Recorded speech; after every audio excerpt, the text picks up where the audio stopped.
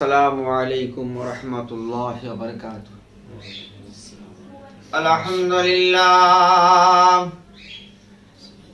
अल्हम्दुलिल्लाह नहमदुहु व नस्तईनुहु व नस्तगफिरुहु व नु'मिनु बिही व नतवक्कलु अलैहि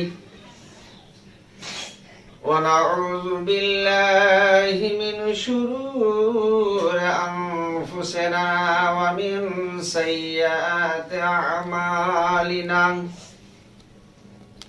मन यहदिहिल्लाहु फला मुदिल्ल लहु व मन युद्लिलहु फला हादिय लहु।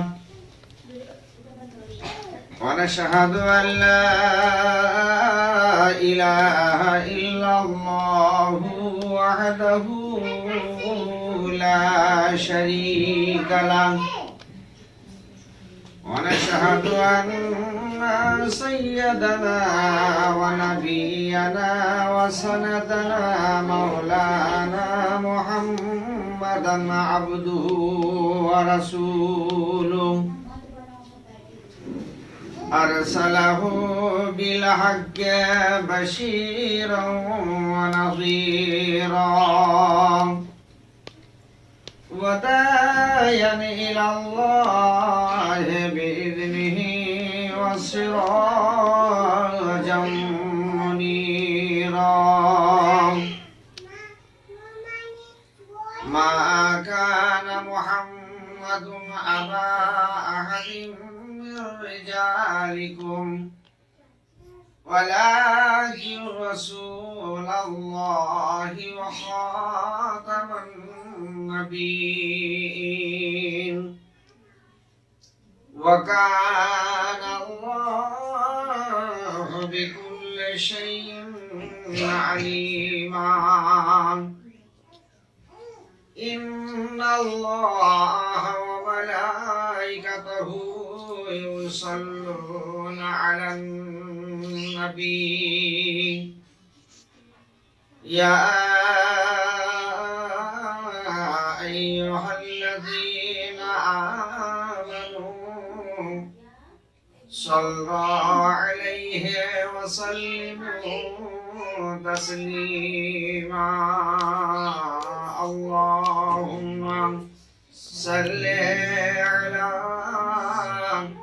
सय्यिदिना मौलाना मुहम्मद व अला आलि सय्यिदिना मौलाना मुहम्मद। दिয়েছ মোদের ভালোবাসা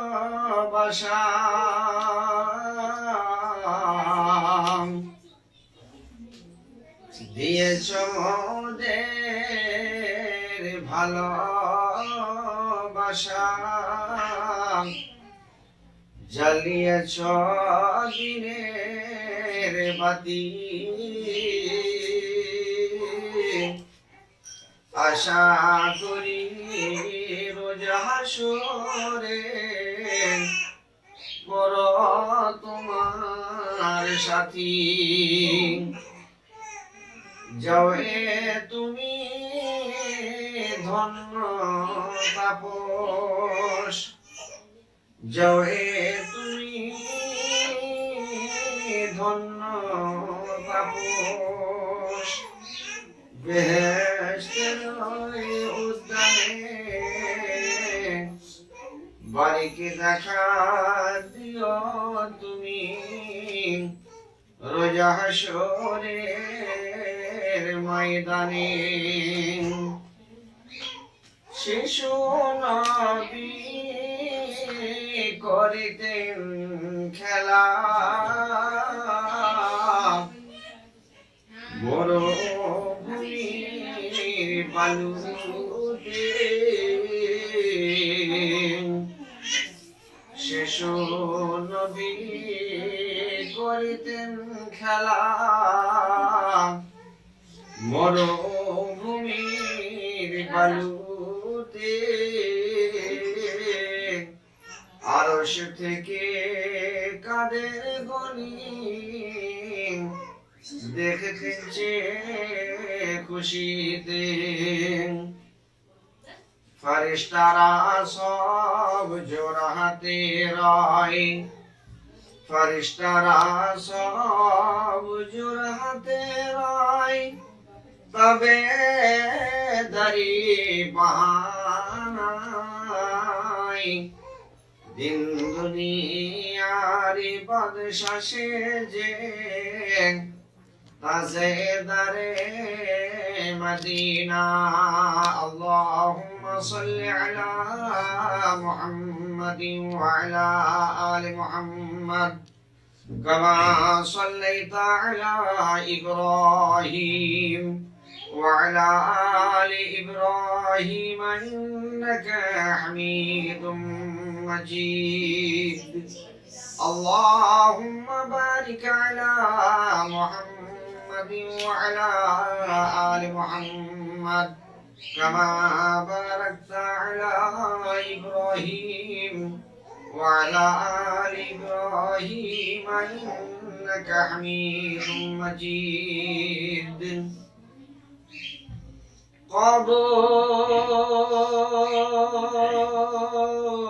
কবর কবর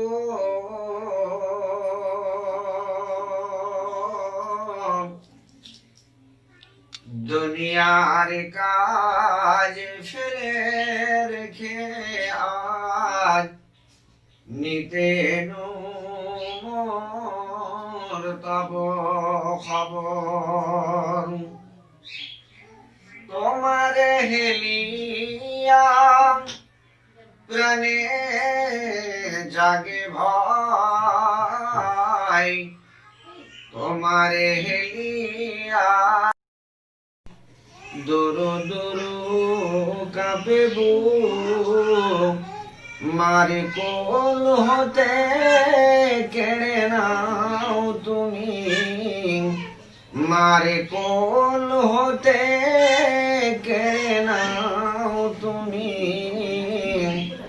কচি কচি শিশু মুখ ছেড়ে নাহি দাও সতীর পতিরে কাঁদাও পাগল পারা এমনি তোমার পাষাণ হৃদয় এমনি আপন হারাম অতি আদরের নবীকে তুমি পাড়ায়ছ ঘুম হাসান হোসেন কেঁদে মরল তারা নিরালা নিঝুম অতি আদরের নবীকে তুমি পাড়ায়ছ ঘুম হাসান হোসেন কেঁদে মরল তারা নিরালা নিঝুম আলীরে কাদালে ফাতেমারে লাগিয়া আয়েশা কাঁদিল হায় সকিনা কাঁদিল কাশিমে লাগিয়া ফিরিয়া দেখিল না যে তাই এই রূপে তুমি হরণ করেছ এই রূপে তুমি হরণ করেছ উমর বকার গনি তার শোকেতে কেঁদেছিল মরু হারায় চোখের পানি এই রূপে তুমি হরণ করেছ উমর বকার গনি তাহার শোকেতে কেঁদেছিল মরু হারায় চোখের পানি। নবী হারা হয়ে কেঁদেছিল বিলাল, তার সে কাঁদন দেখে। নবী হারা হয়ে কেঁদেছিল বিলাল, তার সে কাঁদন দেখে। গাছের পাতারা নিচে ঝরে পড়ে যেত, ফল ফুল গাছে রেখে। কান্না দেখিলে কাঁদিবে সবাই, কান্না দেখিলে কাঁদিবে সবাই। তোমার কি নাই মায়া, তিলে তিলে তুমি নাশি কর প্রতি। ধন্য তোমার কায়া। চিনেছি কবর, চিনেছি তোমায়, চিনেছি কবর, চিনেছি তোমায়। আমার জীবন শেষে চিনেছি কবর, চিনেছি তোমায়। আমার জীবন শেষে সবই মায়া ছেড়ে চলে যেতে হবে তোমার আধার দেশে। কারো বাধা তুমি মানিবে না জানি, কারো বাধা তুমি মানিবে না জানি। তবু মোর দুটি কথা, তোমার দেশেতে চলে গেছে যারা, দিও না তাদের ব্যথা। وقال الله تعالى في كلامه المجيد والفرقان الحميد: أعوذ بالله من الشيطان الرجيم، بسم الله الرحمن الرحيم. لا تقنطوا من رحمة الله، إن الله يغفر الذنوب جميعا، إنه هو الغفور الرحيم. وقال الله تعالى مخبرا وأمرا: ولنبلونكم بشيء من الخوف والجوع ونقص من الأموال والأنفس والثمرات وبشر الصابرين الذين إذا أصابتهم مصيبة قالوا إنا لله وإنا إليه راجعون. وقال النبي صلى الله عليه وسلم: إنما ولو بالنية أو كما عليه والصلاة والسلام. وقال النبي صلى الله عليه وسلم: إذا مات الإنسان عمله إلا من ثلاثة، إلا من صدقة جارية أو علم ينتفع به أو ولد صالح يدعو له. আলহামদুলিল্লাহ, সমস্ত প্রশংসা, গুণকীর্তন, আরাধনা, উপাসনা, বন্দনা, স্তর স্তুতি সেই মহান রব্বুল আলামিনের দরবারে লাখ লাখ শুকর। অনেক দিনের ইচ্ছা আকাঙ্ক্ষা, মনের কামনা, জল্পনা, কল্পনা, ভাবনার মাধ্যম দিয়ে আজকের ইসালে সাহেবের মাহফিলকে কেন্দ্র করে আবাল বৃদ্ধ বনিতা নর নারী এমন একটি কিন্তি মোবারক মজলিসে আল্লাহ পাক আমাদেরকে বসার তৌফিক দান করেছেন। যে মজলিস সম্পর্কে সুনামধন্য আখরি নবী তাদের মদিনা আহমদ মুস্তফা মুহাম্মদুর রাসূলুল্লাহ সাল্লাল্লাহু আলাইহি ওয়াসাল্লাম সাহাবা ইকরাম আজমাইন যখন লক্ষ্য করে নবী পাক সাল্লাল্লাহু আলাইহি ওয়াসাল্লাম ওয়াজ ফরমাচ্ছেন: হে আমার সাহাবা ইকরাম আজমাইনরা। সাহাবা কাদের বলা হয়? যারা রাসূল পাক সাল্লাল্লাহু আলাইহি ওয়াসাল্লামকে ঈমানের চোখে দর্শন করেছেন, নবীর কথার উপর প্রাধান্য দিয়েছেন, নবী যেটা আদেশ করেছেন গ্রহণ করেছেন, নবী যেটা নিষেধ করেছেন পরিত্যাগ করেছেন, তাদেরকে সাহাবী বলা হয়। রাসূল পাক সাল্লাল্লাহু আলাইহি ওয়াসাল্লামের জীবদ্দশায় অনেক নাসারা বেদুইন, আল্লাহ ভোলা, নবী ভোলা, নবী হারা, আল্লাহ হারা, তারা দিনকে মানে না, কোরআনকে মানে না, হাদিসকে মানে না, কিয়ামতকে মানে না, তাকদীরকে মানে না। তারা নবীকে দর্শন করেছিল, কিন্তু তারা সাহাবী নয়। যারা নবীর কথার উপর প্রাধান্য দিয়েছে, নবীর আদেশকে গ্রহণ করেছে, নবীর নিষেধকে ত্যাগ করেছে, তারা করে সাহাবী বলা হয়। সাহাবায়ে কেরামের মাইন্ডে করে লক্ষ্য করে নবী পাক সাল্লাল্লাহু আলাইহি ওয়াসাল্লাম বক্তব্য রাখছেন, হে আমার সাহাবাগণ, যখন তোমরা দুনিয়ার মুখে চলাফেরা করবে, ঘোরাফেরা করবে, কাজ করবে, বেশি বেশি ওই জায়গায় সময়ের মধ্যে অতিবাহিত করো, বেহেশতের বাগানের উপর দিয়ে অতিবাহিত করো। রাসূল করিম সাল্লাল্লাহু আলাইহি ওয়াসাল্লাম সাহাবায়ে কেরামের মাইন্ডে করে বক্তব্য রাখার সাথে সাথে নবী পাক সাল্লাল্লাহু আলাইহি ওয়াসাল্লামকে সাহাবা আজমাইনরা প্রশ্ন রাখলেন, ইয়া রাসূলুল্লাহ, ইয়া হাবিবাল্লাহ, দুনিয়ার বুকে বেহেশতের বাগান এলো কোথা থেকে? নবী পাক সাল্লাল্লাহু আলাইহি ওয়াসাল্লাম সাহাবাদের মাইন্ড করে বলছেন, রাখছেন, বক্তব্য রাখছেন, হে আমার সাহাবারা, যেখানে আল্লাহ, আল্লাহ রাসূলের কথা, ঈমান ও আমলের কথা, নবীর উপর দরুদ, আল্লাহর হাম সানা তেলাওয়াত করা হয়, সেই জায়গাটা হলো বেহেশতের বাগান। সেই বেহেশতের বাগানে আল্লাহ পাক আমাদেরকে বসার তৌফিক দান করেছেন। যে মজলিস সম্পর্কে তালাশ করার জন্য আল্লাহ পাক অগণিত ফেরেশতা আল্লাহ পাক তৈরি করেছেন। কোন ফেরেশতা? আল্লাহ পাকের অগণিত ফেরেশতা তৈরি করেছেন। কত ফেরেশতা? কে বলতে পারে? কে বলতে পারে? মুহতারাম দোস্ত বুজুর্গ, যেমন তারা বিভিন্ন ফেরেশতা বিভিন্ন কাজের মধ্যে রত আছে, বিভিন্ন কাজের মধ্যে তারা ন্যস্ত আছে, আল্লাহর হুকুমকে তারা পালন করছেন, কেউ বা সিজদায়, কেউ বা রুকুতে, কেউ বা বিভিন্ন কাজের মধ্যে। মুহতারাম দোস্ত বুজুর্গ, আল্লাহ পাকের ফেরেশতা এই মজলিসকে তালাশ করার জন্য আল্লাহ পাক অগণিত ফেরেশতা তৈরি করেছেন। যখন এইরকম মাজমা কোনো জায়গায় অনুষ্ঠান বা অনুষ্ঠিত হয়, একের পর এক হাদিস পাকের মধ্যে এসেছে, রাসূল পাক সাল্লাল্লাহু আলাইহি ওয়াসাল্লাম বলেন, তারা সারা দুনিয়ার বুকে বিচরণ করে, যেখানে আল্লাহ, আল্লাহ রাসূলের কথা, ঈমান আমলের কথা আলোচনা হয়, সেখানে তারা একের পর আস্তে আস্তে হালকা আসমান পর্যন্ত পৌঁছে যায়।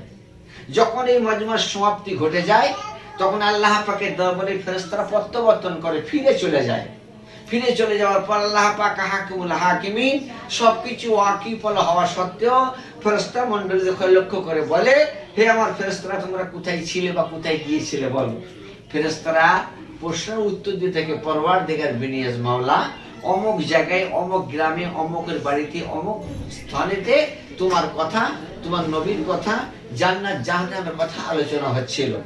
আল্লাহ পাক হাকিমুল হাকিমিন ফেরেশতাদের করে বলে, তারা যারা এত কিছু আলোচনা করছিল, আমার কথা আলোচনা করছিল, জান্নাত জাহান্নামের কথা আলোচনা করছিল, তারা কি দেখেছে? আমাকে দেখেছে? বলি তারা দেখে নাই। বলে দেখলে কি করতো? বলে আরো আপনার কাজের মধ্যে তালাশ করতে, অন্বেষণ করতে। যেখানে মানুষ লাভ পাবে সেখানে মানুষ যাবে, লাভ পেলে আরো ছুটবে। যেমন দুনিয়াদারিতে আমরা কোনো কাজের মধ্যে যখন গতি বাড়ে, লাভ বাড়ে, কোনো ব্যবসায় মুনাফা যখন বাড়তে থাকে, তখন কাজের মধ্যে ইন্টারেস্ট বা ভক্তি বেশি লাগে, আরো কাজে জুড়ে যায়, আরো কাজে জুড়ে যায়। মুহতারাম দোস্ত বুজুর্গ, আল্লাহ পাক হাকিমুল হাকিমিন বলে, তারা কি জান্নাত দেখেছে? জাহান্নাম কি দেখেছে? বলে জান্নাতও দেখে নাই, জাহান্নাম দেখে নাই। বলে দেখলে তারা কি করতো? বলে আল্লাহ, তারা জান্নাতকে তালাশ করার জন্য, অন্বেষণ করার জন্য আরো তারা বেশি বেশি তোমার ইবাদত বন্দেগীতে সময়কে কাটাতো, অতিবাহিত করতো। আল্লাহ পাক হাকিমুল হাকিমিন বলে, তারা কি দিকে বিশ্বাস করলো? বলছে, আল্লাহ পাক তুমি লাউহিল মাহফুজ থেকে স্বর্গীয় ফেরেশতা জিবরাইল আলাইহিস সালাতু ওয়াস সালামের মারফতে নবী মুহাম্মদ সাল্লাল্লাহু আলাইহি ওয়াসাল্লামের উপর যে কিতাবকে অবতীর্ণ তুমি করেছো, সেই কিতাবের উপর তারা বিশ্বাস স্থাপন করে তোমার কথা আলোচনা করছিল। আল্লাহ পাক হাকিমুল হাকিমিন ফেরেশতাদেরকে লক্ষ্য করে বলে, ফেরেশতা মণ্ডলীরা, তোমরা সাক্ষ্য থেকো, তোমরা সজাগ থেকো। ওই মাজমার মধ্যে যারা এসেছিল আমার কথা শোনার জন্য, নবীর কথা শোনার জন্য, হ্যাঁ, ঈমান আমলের কথা বক্তব্য শোনার জন্য যারা এসেছিল, তাদের সমস্ত মনের ইচ্ছাকে আমি কবুল করলাম এবং তাদের আগের পিছের গুনাহগুলোকে আমি ক্ষমা করে দিলাম, মাফ করে দিলাম। আল্লাহ পাকের ফেরেশতারা বলে, পরওয়ারদিগার বিনিয়াজ, ওই মাজমার মধ্যে এমন এক ব্যক্তি এসেছিল তার নিজের কাজের জন্য। ওই মাজমায় ওয়াইজ শুনতে আসে নাই, তার নিজের কাজের জন্য এসেছিল। আল্লাহ পাক বলেন, এই মজমাটা এত আমার কিন্তু, এত মুবারক মজলিস, এত মুবারক মজলিস, ওই মজলিসের বদৌলতে তার ইচ্ছাকেও আমি কবুল করলাম। সেই মজমাকে তৈরি করা হয়েছে। আল্লাহ রসুল হুজুর পাক সাল্লাল্লাহু আলাইহি ওয়াসাল্লামের জীবদ্দশা হায়াতে জিন্দেগি অবস্থায় যাবতীয় যাকে যিনি কথা বলেছিলেন, সবটা কিতাবের মধ্যে লিপিবদ্ধ করা হয়েছে, তাকে হাদিসে পরিণত করা হয়েছে। বিভিন্ন হাদিস বিভিন্ন খণ্ডে রূপান্তরিত করা হয়েছে, নামকরণ করা হয়েছে। তার বড় হাদিসটি প্রথম হাদিস বুখারী শরীফ। বুখারী শরীফের প্রথম অধ্যায় রাসূল পাক সাল্লাল্লাহু আলাইহি ওয়াসাল্লাম একটি বাণী উচ্চারণ করে গেছেন, ইন্নামা আমালু বিন্নিয়াত। যা কিছু আমরা করব নিয়তের উপর করব। কি নিয়তটা করব? যা কিছু কাজ করব, ভালো কাজ করব আল্লাহকে রাজি করার উদ্দেশ্যে। আল্লাহ রাজি হবে, আল্লাহ খুশি হবে। লোক দেখে দেশের কাছে, দশের কাছে, সমাজের কাছে, আত্মীয় স্বজনের কাছে, পরিবার পরিজনের কাছে নাম কিনবো, এই উদ্দেশ্যে যদি কোনো মানুষ কাজ করে আল্লাহ পাক তার প্রতিদান দেবেন না। কিয়ামতের দিন, মাহশরের দিন আল্লাহ পাক বিচারস্থলে বিচার করার পর আল্লাহ পাক বলেন, বান্দা তুমি তো আমাকে অনুসরণ করার জন্য তুমি তো কাজ করো নাই। তুমি কুরবানি দিয়েছিলে, তোমাকে আমি আহার নিসাব করেছিলাম, কুরবানি তুমি দিয়েছিলে, তুমি কাছে লোককে নাম কেনার উদ্দেশ্যে, লোকের কাছে, দেশের কাছে, সমাজের কাছে নাম কিনবো যে অমুক ব্যক্তি বিশাল একটা বড় গরু কিনে নিয়েছে, হ্যাঁ কুরবানি দিচ্ছে, এবার দারুণ দানশীল, হ্যাঁ বড় গরু কিনে নিয়ে এসে গলায় একবার ভালো ঘুঙুর টুকুর বাঁধিয়ে লাল পুঁতি লাগিয়ে লাল সুতো বেঁধে আর একটা কিষানকে রেডি করে দিয়ে বলে ভালো করে চান টান করা, পরিষ্কার করে দিয়ে তুই এই পাড়া থেকে ও পাড়া, এই গ্রাম থেকে ও গ্রামে তুই ঘুরাবি, ডেলি 200 টাকা করতে করতো। যেই জিজ্ঞাসা করবে কার গরু রে, বলছে অমুকের গরু। অমুকের গরু কুরবানি দিয়ে বলে কিনে এনেছে। আল্লাহ পাক বলে, বান্দা তুমি তো লোকের কাছে নাম যশ কেনার জন্য তুমি না কুরবানি দিয়েছিলে, আমাকে রাজি করার উদ্দেশ্যে তুমি দেও নাই, তার প্রতিদিন তুমি দুনিয়াতে পেয়ে গেছো, তুমি আজ আমার কাছে কিছু পাবে না। ওই জন্য রাসূল পাক সাল্লাল্লাহু আলাইহি ওয়াসাল্লাম বলছেন, যা কিছু কাজ করব, নেক কাজ, সালেহ কাজ, ভালো কাজ, আল্লাহ রাজি হবে, আল্লাহ খুশি হবে, এই উদ্দেশ্যে যদি আমরা করে থাকি ইনশাআল্লাহ ইহকালে পরকালে কামিয়াবি হয়ে যাব। আল্লাহ তাবারাক তাআলা যখন কোন মসজিদে, যখন আল্লাহর বান্দা নামাজ পড়ার উদ্দেশ্যে যায়, মসজিদে যখন আজান হয়, মুয়াজ্জিন যখন আজান দেয়, আজান যখন দেয়, আজানের প্রতিধ্বনি আওয়াজ শুনে, হ্যাঁ মসজিদে কি ওযু করে কদম কদম পা ফেলতে ফেলতে মসজিদের দরজায় গিয়ে পা দেয়। আল্লাহ পাক হাকিমুল হাকিমিন এত খুশি হয় যে রাস্তার উপর দিয়ে জাকিরিন বান্দা নামাজ পড়তে যাবে, ওই রাস্তা অপর রাস্তাকে ফখর করে গর্ব করে বলতে থাকে, আজকে আমি ধন্য, আজকে আমি পূর্ণ যে আমার মধ্যে জাকির বান্দা জিকির করতে করতে যাচ্ছে। ওয়াক্তের পিপিলিকা, পুকুরের মাছ, সমুদ্রের মাছ, নদীর মাছ ওই বান্দার জন্য মাগফিরাতের দোয়া করতে থাকে। মুহতারাম দোস্ত বুজুর্গ, মসজিদের দরজায় গিয়ে যখন ডান পাটা দেয় আর দোয়াটা যখন পড়ে আল্লাহুম্মা আফতাহিলি আবওয়াবা রাহমাতিক, মসজিদে ঢোকার দোয়াটা যখন পড়ে আর ডান পাটা দেয়, আল্লাহ পাক তার সব লিখতে থাকে নামা আমলেতে। মসজিদে প্রবেশ করলো, দাহিতুল ওযু 2 রাকাত নামাজ পড়লো, তাখারুল মসজিদ 2 রাকাত নামাজ আদায় করলো, আল্লাহ পাক তার নামা আমলে সব লিখতে থাকে। আর মসজিদে যতক্ষণ নামাজের অপেক্ষায় থাকবে, যে জামাত হতে লেট আছে, সময় আছে, সে ওযু হালতে নামাজি অবস্থায় যখন বসে থাকবে, আল্লাহ পাক এত খুশি হয়ে যায়, ওই ব্যক্তির নামাজ তো পড়েনি, নামাজ পড়ার উদ্দেশ্যে বসে আছে জামাতের অপেক্ষায়, যতক্ষণ পর্যন্ত সময় কাটাবে আল্লাহ পাক সেই ব্যক্তির নামাজের সওয়াব লিখতে থাকে। তার নামাজ পড়লে কত সওয়াব। মুহতারাম দোস্ত বুজুর্গ, আজকের ইসালে সাহাবের মাহফিল আল্লাহ পাক কোরআন পাকের মধ্যে ঘোষণা করেছেন, লা তাকনাতু মির রাহমাতিল্লাহ ইন্নাল্লাহা ইয়াগফিরু যুনুবা জামিআ ইন্নাহু ওয়াল গফুরুর রহিম। আল্লাহ তাআলা বলেন, হে আমার বান্দারা, আমার রহমত থেকে তোমরা হতাশ হয়ে যেও না, মাহরুম হয়ে যেও না, মুখ ফিরিয়ে নিও না, আশা রাখো, ভরসা রাখো, তোমাদের আমি আশাকে পূরণ করব। মুহতারাম দোস্ত বুজুর্গ, সেই জন্য আমাদের নিয়ত রাখতে হবে, সলে উদ্দেশ্য রাখতে হবে, নেক উদ্দেশ্য রাখতে হবে, আল্লাহ নিশ্চয়ই আমাদের কবুল করবে। এই আশা ভরসা মাঝখানে হলো ঈমান নিহিত। আল্লাহ তাবারাক তাআলা আপনাকে আমাকে দুনিয়ার বুকে ইচ্ছা করলে জীবজন্তু বানাতে পারত, কীট পতঙ্গ বানাতে পারত, গাছপালা তরুলতা বানাতে পারত, কিন্তু আল্লাহ পাক খুশি হয়ে বড় ভালোবেসে সবার উপরে শ্রেষ্ঠ মানব করে দুনিয়ার বুকে আমাদের পাঠিয়েছেন, আশরাফুল মাখলুকাত করে। সবার উপর শ্রেষ্ঠ মানুষ করে আল্লাহ পাঠিয়েছেন। আল্লাহ তাবারাক তাআলা যখন আমার পাঠাবার আগে, যখন মায়ের পেটে যখন 4 মাস 20 দিন আমি যখন এলাম, আল্লাহ পাক নিয়ে বারজাক থেকে একটি আত্মাকে নিয়ে এসে জিজ্ঞাসা করছে, আলাস্তু বিরাব্বিকুম, তোমাকে দুনিয়ার বুকে পাঠাবার আমি মনস্থির করেছি, দুনিয়ার বুকে গিয়ে আমার কথা পালন করবে তো? আমরা এক বাক্যে স্বীকার করেছিলাম, এ আল্লাহ তোমার কথা পঙ্খা অনুপঙ্খ রূপে পালন করব। হ্যাঁ, যেমন দ্বারা প্রধানমন্ত্রী চেয়ারে বসার আগে রাষ্ট্রপতি তাকে শপথ বাক্য পাঠ করায়, দেশের সমাজের আইন মোতাবেক কাজ করব, আমি মানুষের সেবা করব, মানুষের আমি পাশে থাকব। মুখ্যমন্ত্রী পদে যখন বসার আগে রাজ্যপালের সাথে শপথ বাক্য পাঠ করায়, পঞ্চায়েতের প্রধান সাহেব যখন তিনি পঞ্চায়েতের প্রধানের দায়িত্ব নেবার আগে বিডিও সাহেব এসে তাকে শপথ বাক্য পাঠ করায়। আল্লাহ তাবারাক তাআলা আপনাকে আমাকে দুনিয়ার বুকে মায়ের পেটে পাঠাবার আগে শপথ বাক্য পাঠ করিয়েছিল, যে আল্লাহ জিজ্ঞাসা করেছিল, বলো তোমাকে আমি দুনিয়ার বুকে পাঠাবো, তুমি আমার কথা মানবে তো? আমরা এক বাক্যে স্বীকার করেছিলাম, আল্লাহ তোমার কথাকে মানবো। ভাই, কোর্টের মাঠে কেউ কোনো ব্যক্তি যখন সাক্ষী দিতে যায়, হাকিমের যে পেশকার থাকে না, হাতে একটা বই নিয়ে এসে কান গোড়ায় উঠে দিয়ে একটা শপথ বাক্য পাঠ করায়, হাতে দিয়ে কি বলে, বলে যাহা বলিব সত্য বলিব, সত্য বই মিথ্যা বলিব না, সেখানেও অঙ্গীকার করায়। মুহতারাম দোস্ত বুজুর্গ, দুনিয়ার বুকে আসার পরেতে যখন আমি ভালো মন্দ বিচার করার ক্ষমতা এলো, জ্ঞান এলো, বিবেক এলো, বুদ্ধি এলো, হ্যাঁ, কোনটা ভালো, কোনটা মন্দ, কোনটা লাভ, কোনটা লোকসান, সবকিছু ভালো মন্দ বিচার করার যখন ক্ষমতা যখন এলো, আল্লাহ পাকের অঙ্গীকারের কথাটা ভুলে গেলাম। দুনিয়ার মাল, দুনিয়ার সম্পদ আপনাকে আমাকে গ্রাস করে দিল। যেমন অজ্ঞান পৌষ মাসে, মাঘ মাসে দেখবেন খুব কুয়াশা আসে, ঘন কুয়াশা, সূর্যের আলোকে ছটাতে দেয় না, অনেক উঁচুতে সূর্য উঠে গেছে, কিন্তু এত ঘন কুয়াশার কারণে সূর্যের আলো পৃথিবীর মুখে ছিটাতে দিচ্ছে না কো। যখন আস্তে আস্তে মেঘটা কেটে গেল, কুয়াশাটা সরে গেল, দেখছে সূর্য আলো তো অনেক উঁচুতে উঠে পড়েছে, তখন বলছে বাপরে, মেঘে মেঘে কত বেলা হয়ে গেছে, মেঘে মেঘে কত বেলা হয়ে গেছে।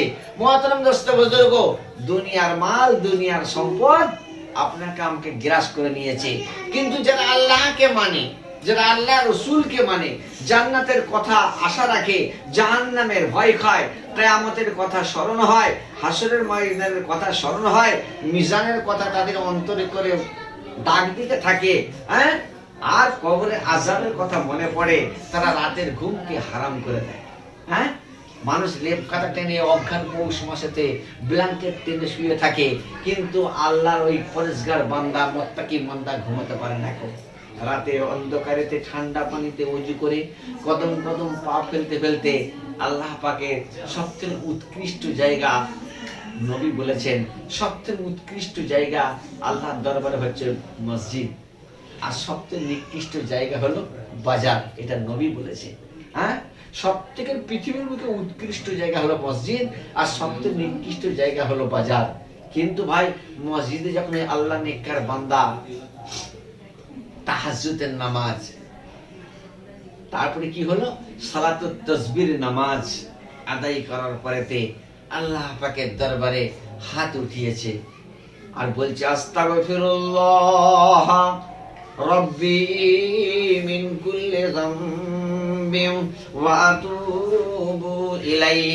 মাওলা গো, আমি আর অন্যায় কাজ করব না, গর্হিত কাজ করব না, ভুল কাজ করব না, নামাজ কাজা করব না, শরীয়তের বরখিলাফি চলব না, হায়াতের জিন্দেগিতে বহুত কিছু গুনাহ করে ফেলেছি, বড় আশা নিয়ে তোমার দরবারে তোমার পবিত্র ঘরে হাত দুটো উঠিয়েছি। এ আল্লাহ, কালো মুখটা তোমার দিকে তুলতে বড় আমি লজ্জিত হই, খালি হাত দুটো তুলেছি, তোমার অফুরন্ত নিয়ামত, অফুরন্ত রহমত, একটা রহমত যদি আমার উপর করুণা করো, অনুগ্রহ করো, তোমার রহমতের ভান্ডারে কমি হবে না। আল্লাহর বান্দা হাত দুটো উঠিয়ে আল্লাহ পাকের দরবারে ফরিয়াদ করে জানাই, মাওলা, আদম আলাইহিস সালাম ভুল করার কারণে জান্নাত থেকে বিতাড়িত হয়ে গিয়েছিল, কেঁদে কেঁদে তোমার দরবারে বারবার হাত তুলে দোয়া করেছিল, আল্লাহ তুমি তার গুনাহকে ক্ষমা করো নাই। একদিন হঠাৎ তিনার মনে একটি কথা উদ্ভাসিত হলো, গোলাপ ফুলের পাপড়ির মতো কথাটা উদ্ভাসিত হবার সাথে সাথে আদম আলাইহিস সালাতু ওয়াস সালাম আল্লাহ তোমার দরবারে দোয়া করেছিল, মাওলা তুমি যখন আমাকে জান্নাতের মধ্যে রেখে দিয়েছিলে, জান্নাতের দরজায় তোমার নাম লেখা রয়েছে, ওই নামের সঙ্গে আরেকটি নাম কার লেখা আছে আমি জানি না। মাওলা গো, আমার মনে বড় ইচ্ছা লাগে, বড় আমার আশা লাগে, ওই নামটা তোমার কাছে বড় কাছের ব্যক্তি, তোমার কাছে বড় প্রিয়। মাওলা ওই নামের ওসিলা দিয়ে আমার গুনাহগুলো ক্ষমা করে দাও, মাফ করে দাও। আল্লাহ সেই দিন তুমি স্থির থাকতে পারো নাই, আর আদম আলাইহিস সালাতু ওয়াস সালামের গুনাহগুলো ক্ষমা করে দিয়েছিলি।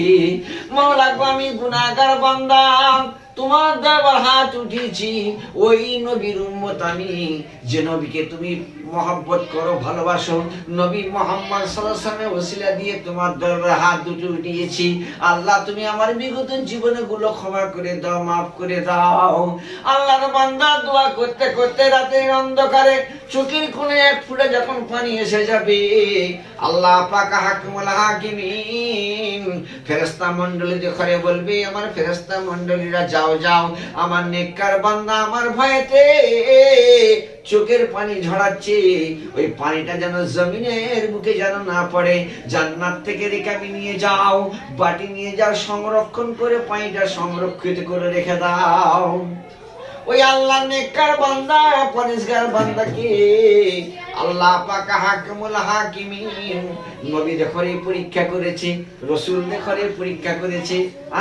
আইয়ুব আলাইহিস সালাতু ওয়াস সালাম আল্লাহ তাআলা নবী করে পাঠিয়েছিল, সারা শরীরে পোকা দিয়ে দিয়েছে, রক্ত মাংস খসে খসে জমিনের বুকে পড়ে যাচ্ছে।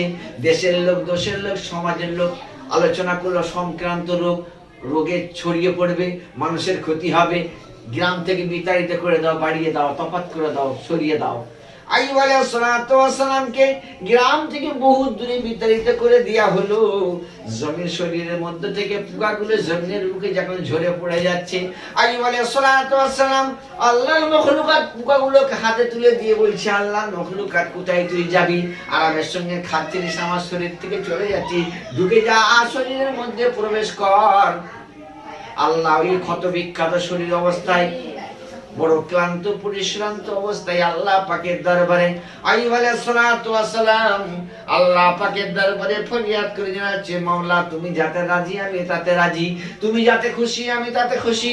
সারা শরীরে আমার পোকা দিয়ে দিয়েছো, শরীর থেকে মাংসগুলো খসে খসে জমিনের বুকে পড়ে যাচ্ছে, মাওলা তাতে আমার কোনো দুঃখ নাই, তাতে আমার কোনো কষ্ট নাই, কিন্তু শরীরে দুটো জায়গায় যদি আমার পোকা দিয়ে দাও, যদি আমার ক্ষত করে দাও, আল্লাহ আমি বড় কষ্ট পাবো, বড় আমি ব্যথা পাবো।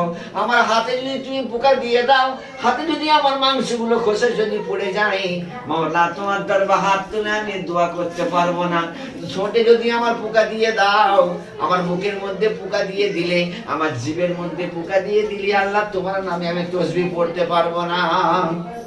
আল্লাহ পাক কোরআন পাকের মধ্যে ঘোষণা করছেন, ওয়ালা নাবলুওয়ান্নাকুম বিশাইইন মিনাল খাউফি ওয়াল জু'i ওয়া নাকসিম মিনাল আমওয়ালি ওয়াল আনফুসি ওয়াস সামারাত ওয়া বাশশিরিস সাবিরিন আল্লাযীনা ইযা আসাবাতুহুম মুসিবাতুন ক্বালু ইন্না লিল্লাহি ওয়া ইন্না ইলাইহি রাজিউন।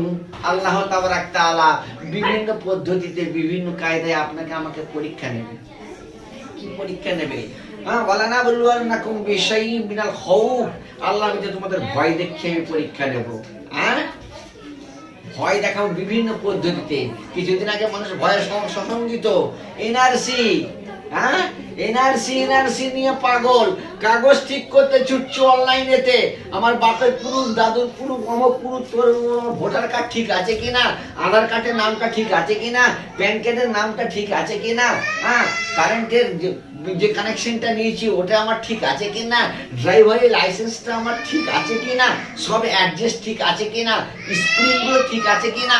মানুষ পাগলের মতো ছুটছে কাগজ ঠিক করতে, এনআরসি বাঁচাবার জন্য, দুনিয়ার বাঁচার জন্য। আল্লাহ বলছে, বান্দা তোমাদের আমি ভয় দেখাবো বিভিন্ন কায়দায়। এনআরসি থেকে ভয় বাঁচার জন্য তুমি তোমার পেপার ঠিক করতে যাচ্ছ।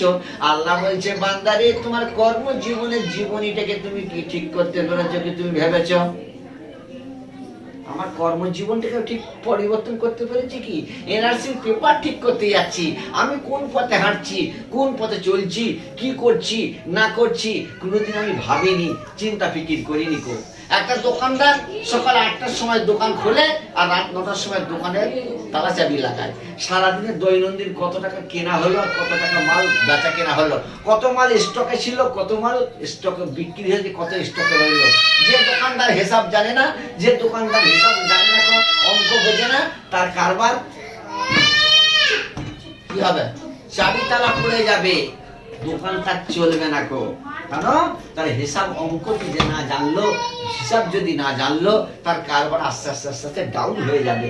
মহতরম দোস্ত বুজুর্গ, আজকে সকালবেলা ঘুম থেকে উঠেছি, রাত 10টায় বালিশে মাথা দিচ্ছি, কোনোদিন আমি কারগুজারি করেছি? নিজের বিবেকের কাছে আমি প্রশ্ন করেছি, হ্যাঁ রে বিবেক বলতো, একটা সময় আমার আয়ু কেটে গেল, হায়াত আমার কেটে গেল, কবরের দিকে আগিয়ে গেলাম, কি কি ভালো কাজ করলাম, কি কি সওয়াবের কাজ করলাম, কি কি নেকির কাজ করলাম, কোনোদিন আমি চিন্তা করিনি, ফিকির করিনি, আত্মসমীক্ষাও করিনি কো। আল্লাহ তাআলা বলছে ওয়ালা নাবলুয়ান্নাকুম বিশাইইম মিনাল খাউফ, তোমাদের বিভিন্ন কায়দায় ভয় দেখিয়ে পরীক্ষা নেব, ওয়াল জুই, তোমাদের ভুকা দিয়ে, তোমাদের খোলা দিয়ে আমি তোমাদের পরীক্ষা নেব, ওয়ানাকসিম মিনাল আমওয়াল, তোমাদের মালের উপর আমি পরীক্ষা নেব। খরা দিয়ে দেবো, প্লাবন দিয়ে দেবো, বন্যা দিয়ে দেবো, শুকা দিয়ে দেবো, কারিকার বলে ডাউন করে দেবো, পরীক্ষা নেব। দেখি আমার বান্দা আমাকে কি বলে, কি ভাবে, কি বলে। হ্যাঁ মহতরম দোস্ত বুজুর্গ, এক ব্যক্তি চাষি বলছে, চাচা তোমার জমিতে দারুণ ধান হয়েছে গো। বলছে বাপরে, আমার জমিতে ধান হবে তো তোর জমিতে হবে?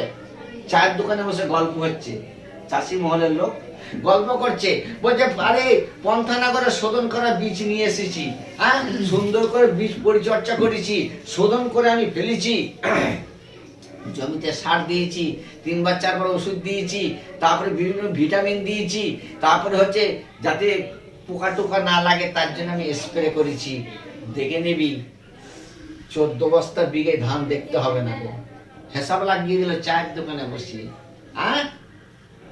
আর ধান কি ফরিয়াদ করছে? যখন থোড়টা ফেটেছে, ধানটা একটু খারাপ হয়েছে, শীষটা, ধানের মধ্যে কিছুই নেই, কেবলমাত্র বার হয়েছে ডগা একটা ফুল।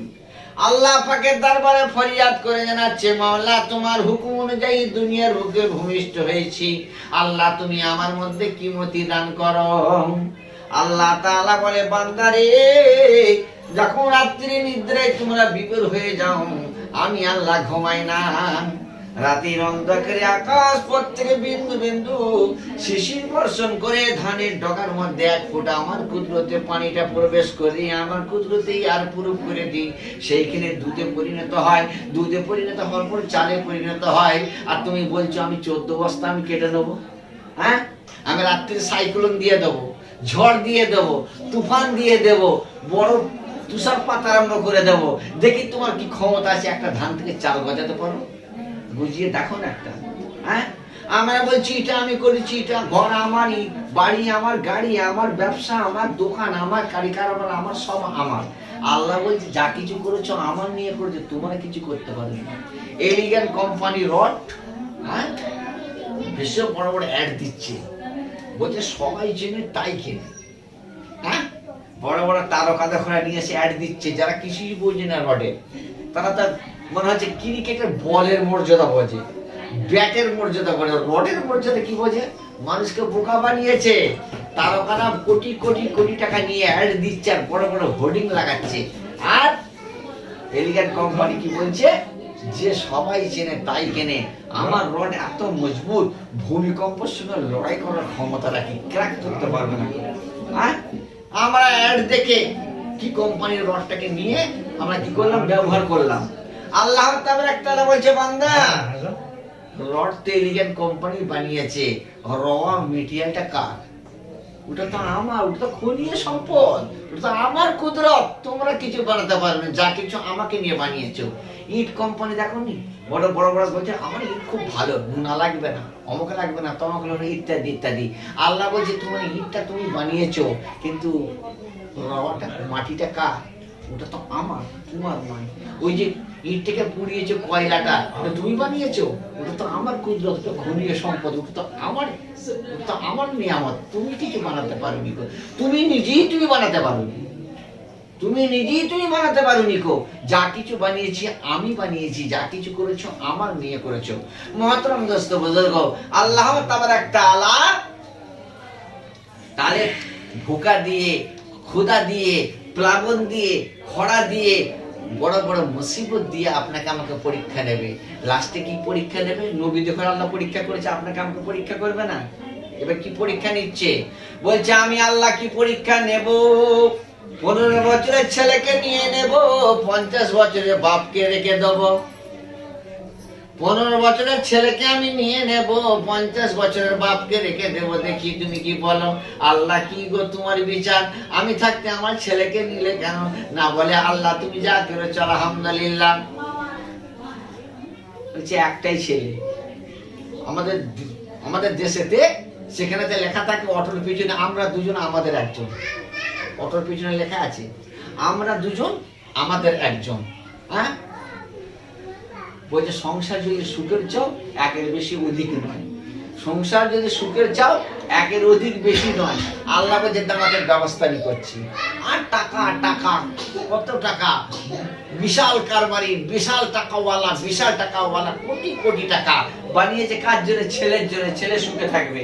কত রকমের নামি দামি গাড়ি, কত রকম নামি দামি ঘর সব বানিয়েছে ছেলের জন্য। আল্লাহ তাবারাক তাআলা ছেলের একটি অসুখ দিল। হ্যাঁ, এ ডাক্তার ও ডাক্তার, এ কবিরাজ ও কবিরাজ, বিভিন্ন জায়গায় গেল, রোগের কোনো উপশম হলো না। বলে এখানে যখন আমাদের ওয়েস্ট বেঙ্গলে হচ্ছে না, তো চলো তামিলনাড়ুর দিকে হাঁটি। তামিলনাড়ুর ডাক্তার শেষ হয়ে গেল, রোগ ধরা পড়লো না। বলে এখানে হচ্ছে না, চলো ব্যাঙ্গালোরের দিকে হাঁটি। ব্যাঙ্গালোরের ডাক্তার শেষ হয়ে গেল, সেখানে শেষ হলো না। বলছে কার জন্য এত টাকা? ছেলের জন্যই তো। বলছে লন্ডনের দিকে যাবে। বাইক প্লেনে উড়িয়ে নিয়ে গেল লন্ডনেতে, সেখানেতে হোটেল ভাড়া করে চেক আপ চলছে, 1 মাস ধরে চেক আপ চলছে, রোগ ধরা পড়ছে না। লাখ লাখ টাকা খরচ হচ্ছে, লাখ লাখ টাকা। 1 মাস পরীক্ষা নিরীক্ষা, প্রতিদিন দৈনন্দিন পরীক্ষা নিরীক্ষা হয়ে রোগ ধরা পড়লো। ডাক্তারবাবু বলছে আপনার ছেলেকে এখন অপারেশন করতে হবে, 40 লক্ষ টাকা লাগবে, দিতে পারবেন? বলছে হ্যাঁ আমি দিয়ে দেবো। 40 লক্ষ টাকা ক্যাশ কাউন্টারে জমা দিয়ে দিল।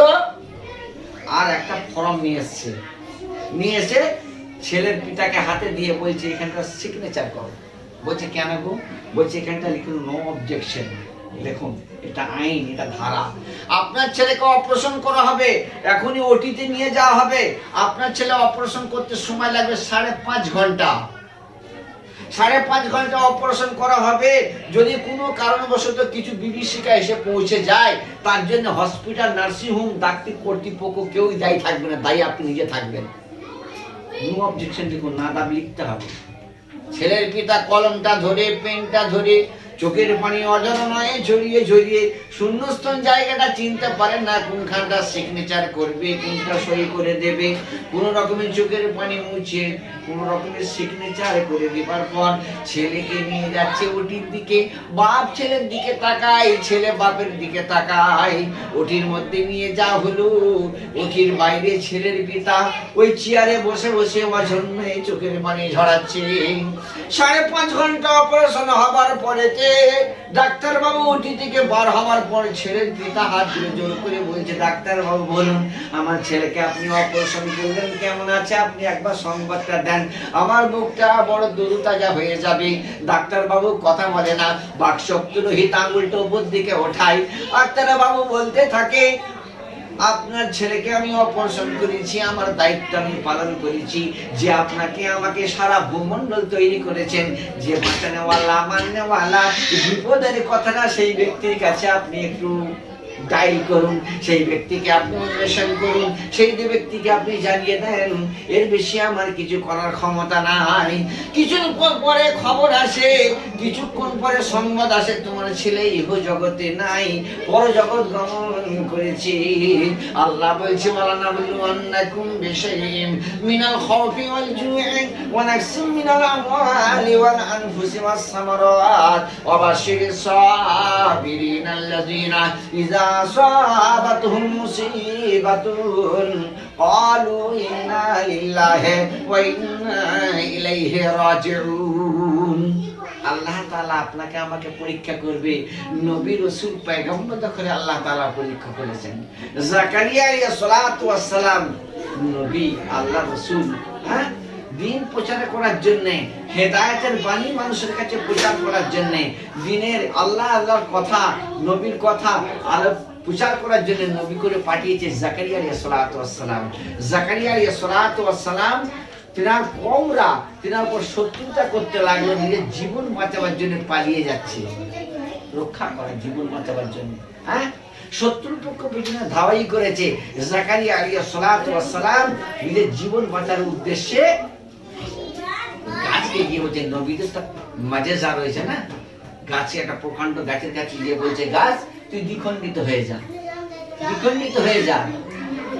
গাছের মধ্যে ঢুকে গেছে, গাছ মরে গেছে। জাকারিয়া আলাইহিস সালাতু ওয়াস সালামের শত্রুর পক্ষ পিছনে ধাওয়াই করছে, এই গেল করতে, এই গেল করতে, এই তো দেখলাম না পাগড়ির কাপড়টা এরকম পার হয়ে আছে। করাত নিয়ে আসা হলো, গাছের মাথাটা কেটে দিয়ে করাত চালু করে দেওয়া হয়েছে, করাত চালু করে দেওয়া হয়েছে। করাতের হুল মাথায় করে চলে এসছে। আল্লাহ পাক জাকারিয়া আলাইহিস সালাতু ওয়াস সালামকে জানাচ্ছে, জাকারিয়া তোমাকে এখন কে বাঁচাবে বলো, তোমায় কে বাঁচাবে? নিজের জীবন বাঁচার জন্য পালিয়ে যাচ্ছিলে, শত্রুর পক্ষ থেকে বাঁচার তাকিয়ে দেয়। এখন তুমি গাছের ভিতরে ঢুকে পড়েছো, শত্রুর মুখ করাত চালু করে দিয়েছে, করাতের হুল মাথায় করে এসে গেছে, তোমায় কে বাঁচাবে বলো? আল্লাহ পাক জাকারিয়া আলাইহিস সালাতু ওয়াস সালামকে বলছে, জাকারিয়া তুমি যদি উহু করে শব্দ করে ওঠো, নবীর দপ্তর থেকে নামটা তোমার মুছে দেব। জাকারিয়া আলাইহিস সালাতু ওয়াস সালাম কাঠের মতো চিরে দ্বিখণ্ডিত হয়ে গেল। আল্লাহ পাক নবীকে আল্লাহ পরীক্ষা করেছে। মহতরম দোস্ত বুজুর্গ, ইউনূস পয়গম্বরকে আল্লাহ তাআলা পরীক্ষা করেছে, সমস্ত পরীক্ষা করেছে। আপনাকে আমাকে আল্লাহ পরীক্ষা করবে। যারা আল্লাহর হুকুমকে মানে, রাসূলের তরিকায় চলে, মন চাই জিন্দেগি ছাড়া চলে না, রব চাই জিন্দেগি চলে, আল্লাহ পাক দুনিয়ার বুকে তাদের করে ইহকালে পরকালে কামিয়াবি করবে। দুনিয়ার বুকে তারা আল্লাহর হুকুমকে মেনে রাসূলের তরিকায় অনুযায়ী তারা চলবে। আল্লাহ পাক আহকামুল হাকিমিন ওই বান্দার আত্মাখানা, রূহখানা যখন টেনে নিয়ে আসবে, দুনিয়া সমাপ্তি ঘটবে, আল্লাহ পাক আহকামুল হাকিমিন জান্নাতের ফেরেশতারা জান্নাতের ছবি নিয়ে এসে নেককার বান্দার চোখের সামনে ধরতে থাকবে। আল্লাহ পাক বলছেন, তাতানাজ্জালু আলাইহিমুল মালাইকাতু আল্লাহ তাখাফু ওয়া লা তাহজানু ওয়া আবশিরু বিল জান্নাতিল্লাতী কুনতুম তুআদুন। ওই বান্দার যখন জান্নাতের ছবিখানা থরথর করে কাঁপতে থাকবে, জীবনে কোনোদিন দেখেনি, উপলব্ধি করেনি, দর্শন করেনি কো জান্নাতের ছবি, জান্নাতের পিকচার। আল্লাহ জান্নাতের ফেরেশতারা নেককার বান্দাকে বলতে থাকে, পরওয়ার এই আমার নেককার বান্দা, ভয় খাবার কোনো কারণ নেই, কোথায় ছিলে, কোথায় তুমি প্রত্যাবর্তন করতে, চোখ খুলে আবার দর্শন করো। জান্নাতের ছবি দেখতে দেখতে দুনিয়া থেকে বিদায় নেবে। মহতরম দোস্ত বুজুর্গ, তার আত্মাকে জান্নাতের মখমল কাপড়ে জড়িয়ে জান্নাতের ফেরেশতারা ইস্তিকবাল করতে করতে, অভিনন্দন জানাতে জানাতে সাতবা আসমানে নিয়ে যাবে। যারা পক্ষান্তরে, যারা আল্লাহর হুকুমকে মানে নাই, রাসূলের তরিকায় চলে নাই, মন চাই জিন্দেগি চলেছিল, রব চাই জিন্দেগি চলে নাই, টাকা পয়সা অহংকারী তাকব্বরি সকলই ছুটেছে, দুনিয়ার মানের উপর প্রাধান্য দিয়েছে, আল্লাহর কথাকে প্রত্যাখ্যান করেছে, নবীর কথাকে প্রত্যাখ্যান করেছে। দুনিয়ায় বুকে চিরস্থায়ী থাকবো, দুনিয়ার মালের উপর আমার সবকিছু থাকবে, কি আমাকে হটাতে পারবে না। এরকম চিন্তা ফিকির মানুষ টাকার পিছনে ছুটছে। মহতরম দোস্ত বুজুর্গ, একটু ভাবুন, একটা মানুষ লক্ষ লক্ষ টাকা ইনকাম করে, বহু টাকা ইনকাম করে, স্কুলের মাস্টার বলুন, বড় বড় অফিসার বলুন, 1.5 লাখ 2 লাখ 1,75,000, 60, 70, 75,000 টাকা করে একজনের মাইনে, তবু তাদের অভাব পূর্ণ হচ্ছে না। একটা মসজিদের ইমাম কত টাকা ইনকাম করে? একটা মসজিদের ইমাম আমাদের বিশেষ করে 2,000, 2,500, 3,000 টাকা করে আমার সারা দেশে মাইনে নিচ্ছে। যে মসজিদে আমি কাজ করছি সেই মসজিদে 34 বছর মসজিদে একই মসজিদে ইমামতি করছি, আলহামদুলিল্লাহ। তা সেখানে আমি আজও পর্যন্ত কোনোদিন বলি না যে আমাকে আপনার মাইনেটা আমার বাড়িয়ে দেন। এখন বেড়ে বেড়ে যখন ঢুকেছিলাম আমি 34 বছর আগে আমার 260 টাকা মাইনে দিয়েছিল, এখন বর্তমানে আমার 3,000 টাকা মাইনে। মাসে আমি 5-6 থেকে 7,000 টাকা ইনকাম করি। বাড়িতে আমার এতজন লোক, পরিবার পরিজন, আলহামদুলিল্লাহ আপনার দোয়াই চলে যায়। কিন্তু যাদের বেশি মালের প্রতি ছুটবে আল্লাহ তাকে টক্কর বেশি দেবে। দুনিয়ার মালের উপর যে বেশি প্রাধান্য দেবে আল্লাহ পাক টক্কর তাকে ধাক্কা দিয়ে দেবে। কারণ টাকার পিছনে বেশি ছুটলে ইমানদারি পর থেকে মানুষ অনেকটা ঘটে যাবে, তফাৎ হয়ে যাবে। যারা দুনিয়ার পিছনে বেশি ছুটবে দেখবেন তাদের ইমানদারি বহুত কম। বেশিরভাগ লক্ষ্য করে দেখবেন দুনিয়া করবে না, দিন করবে কখন। সেই জন্য যতটুকু নবী পাক সাল্লাল্লাহু আলাইহি ওয়াসাল্লামকে আল্লাহ পাক ঘোষণা করলেন, হে আল্লাহ রসুল, হে নবী, তোমাকে আমি উহুদ পাহাড়টা সোনা বানিয়ে দেবো, তুমি গ্রহণ করো। সূরা দাহারে 29 পরে আল্লাহ তাআলা বায়ান করছেন, নবীকে সম্বর্ধনা জানাচ্ছেন, নবী তোমাকে নাও, উহুদ পাহাড়টা সোনা বানিয়ে দেবো তোমার জন্য। নবী আলাইহিস সালাতু ওয়াস সালাম আল্লাহ পাককে বলছে, আল্লাহ ওই উহুদ পাহাড় সোনা আমার দরকার নেই, গরিবী হালতে থাকতে চাই, গরিবের সঙ্গে আমার হাসর হয়। এই বক্তব্যটা সাহাবা আজমাইন যখন বক্তব্যটা রাখছেন, আল্লাহ রাসূল সাহাবাদের কাছে বলছেন, সাহাবা শোনো, আমি গরিব বলে তোমরা গরিব হইও না, আমি গরিব বলে তোমরা গরিব হইও না। তোমাদের এমন টাকা পয়সা থাকা উচিত যাতে তোমাদের ঈমানটা বজায় থাকে।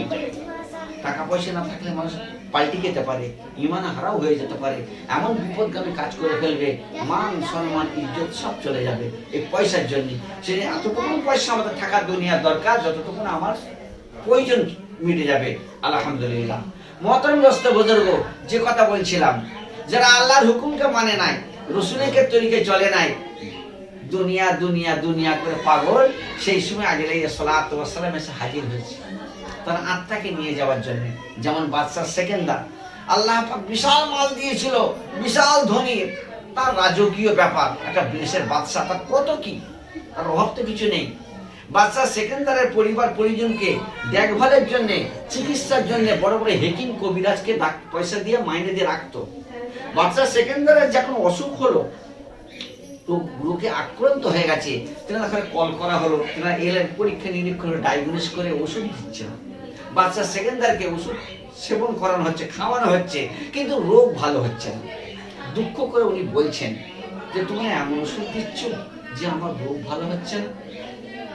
ডাক্তারবাবু বা কবিরাজ বা হেকিম মশাইরা ওনারা বললেন, হুজুর আপনাকে যা ওষুধ দেওয়া হচ্ছে, সমুদ্রের মুখে এক তাল গাছ পরিমাণ যদি পানি উত্তাল করে বান ডাকিয়ে ছুটে আসে, ওই অবস্থায় যদি পুড়িয়াটা ফেলে দিয়ে যায়, সঙ্গে সঙ্গে স্থির হয়ে যাবে, সমতল হয়ে যাবে, বান ডাকা পানিটা দমে যাবে, এত পাওয়ারফুল ওষুধ দেওয়া হচ্ছে।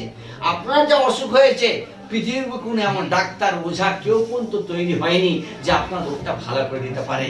আপনি মৃত্যুর জন্য প্রস্তুত হয়ে যান, এ রোগের ওষুধ কেউ আবিষ্কার করতে পারেনি। বাদশাহ সেকেন্দার অন্তিম সময়ে, যারা সেই সময় ছিল, উনি একটা ওসিয়ত করে যাচ্ছেন, বলছে যখন আমি মারা যাব, আমি যখন ইন্তিকাল হয়ে যাব, আমার জানাজা, আমার বডি যখন কবরস্থল করতে তোমরা যাবে, সমস্ত মানুষের হাতগুলো কাফনের ভেতরে থাকে, খাটিয়ার ভেতরে থাকে, আমার হাত দুটো খাটিয়া থেকে ফাঁকে বার করে দেবে। বলে কেন? বলছে এই জন্য আমি বলতে চাই, হে আল্লাহর বান্দা নবীর উম্মত, তোমরা লক্ষ্য করো, বাদশাহ সেকেন্দারকে আল্লাহ তাআলা প্রচুর মাল দিয়েছিল, ধন দৌলত দিয়েছিল, কিন্তু দুনিয়ার মাল সে কিছুই নিয়ে যাচ্ছে না, খালি হাতে এসেছে, খালি হাতে ফিরে চলে যাচ্ছে। তোমরাও খালি হাতে এসেছো, তোমরাও খালি হাতে ফিরে চলে যাবে, দুনিয়ার মাল কিছু থাকবে না কো। সেই জন্য মহতরম দোস্ত বুজুর্গ, দুনিয়া দুনিয়া দুনিয়া করে গাড়ি বাড়ি, টাকা পয়সা, জমি জমা, কত রকমের ইলাহি ফিতনা করলো, করার পরেতে অন্তিম সময়তে মালাকুল মাউত আলাইহিস সালাতু ওয়াস সালাম এসে তার হাজির হয়েছে। সূরা ওয়াকিয়া আল্লাহ তাআলা ঘোষণা করছেন, নবী বলে দাও, স্বর্গীয় ফেরেশতা জিবরাইল আলাইহিস সালাতু ওয়াস সালাম লাউহি মাহফুজ থেকে একটি আয়াত নিয়ে এসে নবীকে লক্ষ্য করে বলছে, আসসালাতু ওয়াসসালামু আলাইকা ইয়া রাসূলুল্লাহ, বালাগাতিল হুলকু ওয়া আনতুম হিনা ইদিন তানজুরুন ওয়া নাহানু আকরাবু ইলাইহি মিনকুম ওয়ালাকিন লা তুবসিরুন। ওই বান্দার আত্মাখানা রুখানা যখন হুড়কুমের মধ্যে টেনে নিয়ে এসেছে, তখন তার চেতনা ফিরে গেছে। যেমন রাস্তা দিয়ে আপনি আমি যদি কেউ যদি যাই, গাড়ি নিয়ে, সাইকেল নিয়ে কিংবা হেঁটে, হঠাৎ একটা ঝোড়ো হাওয়া এলো, গতিতে হাওয়া এলো, ধুলোবালির চোখে ছাট করে পড়ে গেল। চোখে তো আমি কিছুক্ষণ আগে দেখতে পাচ্ছিলাম, কিন্তু ধুলোবালি পড়ার কারণে আমার চোখের দৃষ্টি হারা হয়ে গেল, আমি আর দেখতে পাচ্ছি না। যতক্ষণ না চোখে পানি না দিয়ে পরিষ্কার না করা হচ্ছে, তখন আমি কিন্তু আর রাস্তা উপলব্ধি করার আমার ক্ষমতা নাই। মহতরম দোস্ত বুজুর্গ, ওই বান্দা দুনিয়ার মাল, দুনিয়ার সম্পদ, দুনিয়ার গাড়ি বাড়ি যাবতীয় যা কিছু চোখে মাকড়সার জালের মতো, ধুলোবালি ফেলার মতো ভেবে রেখেছিল, আল্লাহর কথা স্মরণ হয় নাই। কান থাকতে কানে আওয়াজ যায় নাই। মহতরম দোস্ত বুজুর্গ, আজের সালাতু ওয়াস সালাম চোখের ধুলো যখন পরিষ্কার করে দিয়েছে, তখন আল্লাহর কথা মনে পড়েছে। জান্নাতের কথা, জাহান্নামের কথা, নবীর কথা ইত্যাদি সব কথা মনে পড়ে গিয়ে আল্লাহ পাকের দরবারে ফরিয়াদ করে জানাচ্ছে, রব্বানা আবসারনা ওয়া সামি'না ফারজি'না না'মাল সালিহান ইন্না মুকিনুন। ওগো আল্লাহ, আমি আমার নফসের উপর জুলুম করেছি, আমি আমার নফসের উপর জুলুম করেছি, শরীয়তের বরখিলাফে চলেছি, তোমার হুকুমকে মানিনি, রসুলের তরিকায় চলিনি, মন চাই জিন্দেগি চলেছি, রব চাই জিন্দেগি চলি নাই। আল্লাহ, অন্যায় করেছি, ভুল করেছি, তুমি আমি আর ভুল করব না, অন্যায় করব না, দয়া করে মেহেরবানি করে তুমি দুনিয়ার রূপে আমাকে প্রত্যাবর্তন করে দাও, ফিরিয়ে দাও, তোমার কথা পঙ্খ রূপে পালন করব। আল্লাহ তাআলা বলবেন, ফাইদা যা আজালুহুম লা ইস্তাখিরুনা সাআতাও ওয়া লা ইস্তাকদিমুন। ওই বান্দার আর কোনো আবেদন নিবেদন চলবে না। আল্লাহ বলে, বান্দারে তোমাকে অনেক সময় দেয়া হয়েছিল, আর তোমাকে সময় দেয়া হবে না। মৃত্যু মুখে পতিত হলো, ইন্তেকাল হয়ে গেল। আব্দুর রহমান, আব্দুল সাত্তার, আব্দুল গফফার ইন্তেকাল হয়ে গেছে, চাদর চাপা দিয়ে শুইয়ে রেখে দেওয়া হয়েছে। হাত আছে, পা আছে, অঙ্গ প্রত্যঙ্গ আছে, কিন্তু চলার ক্ষমতা নাই। পা আছে, চলার ক্ষমতা নাই। চোখ আছে, দেখার ক্ষমতা নাই। হাত আছে, ধরার ক্ষমতা নাই। মুখ আছে, কথা বলার ক্ষমতা নাই। বাকশক্তি সব রহিত হয়ে গেছে। গোসল দিয়ে দেয়া হলো, কাফন পরিয়ে দিয়ে কাতারে কাতারে দাঁড়িয়ে মানুষ সামনে সামনে লাশটাকে রেখে দিয়ে, ডেড বডি সামনে রেখে দিয়ে আল্লাহ পাকের দরবারে আল্লাহর বান্দারা প্রার্থনার জন্য ফরিয়াদ করে জানাচ্ছে। জানাজার নামাজ সমাপ্তি হওয়ার পরে লাশটাকে উঠিয়ে নিয়ে গিয়ে যেখানে কবরস্থান করা হয়েছে, দুনিয়ার গাড়ি বাড়ি টাকা পয়সা জমি জমা পিছনে চলে গেল, কিছুই রেখে গেল না, কিছুই নিয়ে গেল না। দুনিয়ার সম্পদ দুনিয়া রয়ে গেল। বাপ 8 কামরা ঘর করেছে, বাপের 2 ছেলে, হয়তো একটা ছেলে তো বলছে না বাপ 8 কামরা ঘর করেছে, তো 1 কামরা ঘর বাপকে রাখ। 8 কামরা তো বাপ আমাদের জন্য করে গেছে, 2 ভাই তো ঠিক আছে, হ্যাঁ, একটা কামরায় বাপকে রেখে দিই, বলে এখানে রাখা যাবে না, বলে উঠোনের সামনেটা রাখা যাক, বলছি ওখানেও রাখা যাবে না, বলে খামার বাড়িতে, বলে মাথা খারাপ না, ধান ফান উঠানো হয়, ওই জায়গায় রাখা না, চলে যাও সরকারি ল্যান্ড যেখানে আছে সেখানে ব্যবস্থা করো। হ্যাঁ, দুনিয়ার গাড়ি বাড়ি সবকিছু ফেলে রেখে দিয়ে সরকারি ল্যান্ড সেখানে 3.5 হাত গর্ত করে কবরের মধ্যে সম্পর্ক করে দেওয়া হলো। আস্তে আস্তে লাশকে নামানো হচ্ছে। বিসমিল্লাহি ওয়া আলা মিল্লাতি রাসূলিল্লাহ, আল্লাহর নাম অনুযায়ী, রসুলের তরিকা অনুযায়ী কবরের মধ্যে সুপর্দ করে দেয়া হলো। বুকের বাঁধন, পায়ের বাঁধন, গলার বাঁধন 3টে খুলে দিয়ে তার মুখটা কেবলা পানে আছে কিনা দেখে নেওয়া হলো। যদি না থাকে শক্ত মাটির টেক লাগিয়ে দিয়ে কবরের মধ্যে সুপর্দ করে বুকের উপর বাঁশ চাপিয়ে দিয়ে খড় লাগিয়ে দিয়ে 1 মুঠো মাটি নিয়ে বলছি, মিনহা খলাকনাকুম। 2 মুঠো মাটি নিয়ে বলছি, অফিহা নুঈদুকুম। 3 মুঠো মাটি নিয়ে বলছি, মিনহা নুখরিজুকুম তারাতান উখরা। 3 মুঠো মাটি দিয়ে সমাপ্তি করে দেয়া হলো। মাইয়েতের সঙ্গে 3টে জিনিস গিয়েছিল, 2টো জিনিস ফেরত চলে এলো, রয়ে গেল একটা। মাইয়েতের সঙ্গে 3টে জিনিস গিয়েছিল কবরস্থল পর্যন্ত, 2টো জিনিস তো ফেরত চলে এলো, রয়ে গেল একটা। 2টো জিনিস ফেরত হলো কি কি? কবর খনন করতে গিয়ে যে ঝুড়ি, কোদাল, সামানপত্র, গাঁতি, শাবল ইত্যাদিতে যা যা লাগে সেটা কবরস্থল পর্যন্ত গিয়েছিল। সেখান থেকে কবরস্থল থেকে কাজ সমাপ্তি করে প্রত্যাবর্তন করে ফিরিয়ে নিয়ে চলে এলো। আর পরিবার পরিজন, আত্মীয় স্বজন, বন্ধু বান্ধব, কুটুমজন, আত্মীয় স্বজন যারা এসেছিল তারাও কবরস্থল পর্যন্ত গিয়েছিল, তারাও প্রত্যাবর্তন করলো। রয়ে গেল একটা, তোমার কর্মজীবনেতে কি কি তুমি কাজ করেছো? তুমি ভালো কাজ করেছো না মন্দ কাজ করেছো? যারা যারা আদনা আদা অনু অনু চোখে দেখা যাবে না, আল্লাহর খাজানায় রেকর্ডিং করে রেখে দেয়া হয়েছে, কিরামান কাতিবিনা ইয়ালামুনা মা তাফআলুন ইন্নাল আবরারা লাফি নাঈম ওয়া ইন্নাল ফুজ্জারা লাফি জাহিম। ওই বান্দাকে কবরে সুপর্দ করে দেয়া হলো, দুটো জিনিস ফেরত চলে এলো, রয়ে গেল একটা, কর্মজীবনে তুমি কি কি কাজ করেছো? ফামান ইয়ামাল মিসকালা যাররাতিন খায়রান ইয়ারাম ওয়া মান ইয়ামাল মিসকালা যাররাতিন শাররান ইয়ারাম। যারা যারা নেকির কাজ আর যারা যারা যা বদ কাজ, সেইটাই তোমার কাছে রয়ে গেছে, বাদ বাকি সব ফেরত চলে এলো, রয়ে গেল কর্মজীবনের দুটো জিনিস, ভালো এবং মন্দ। কবরে যাওয়ার পর সমস্ত মানুষ যখন প্রত্যাবর্তন করে চলে আসি, আমরা ফিরে চলে আসি, মায়ের ব্যক্তি বাকশক্তি রহিত, কথা বলার ক্ষমতা থাকে না, কিন্তু তার মনটা আকুল বিকুল করতে থাকে। কবরে সুপর্দ করে দেওয়ার পর যখন ফিরত চলে আসে, মায়ের মনে করে ভাবে, ও আমার পাড়া প্রতিবেশী ভাইরা, ও আমার আত্মীয় স্বজনেরা, ও আমার পরিবার পরিজনেরা, ও আমার বন্ধু বান্ধবেরা, তোমাদের কাছে কি এমন অন্যায় কাজ করেছি, এমন কি ভুল কাজ করেছি, এমন কি কি গর্হিত কাজ করেছি, যার জন্য এক অন্ধকার জায়গার মধ্যে আমাকে রেখে যাও কেন বলো?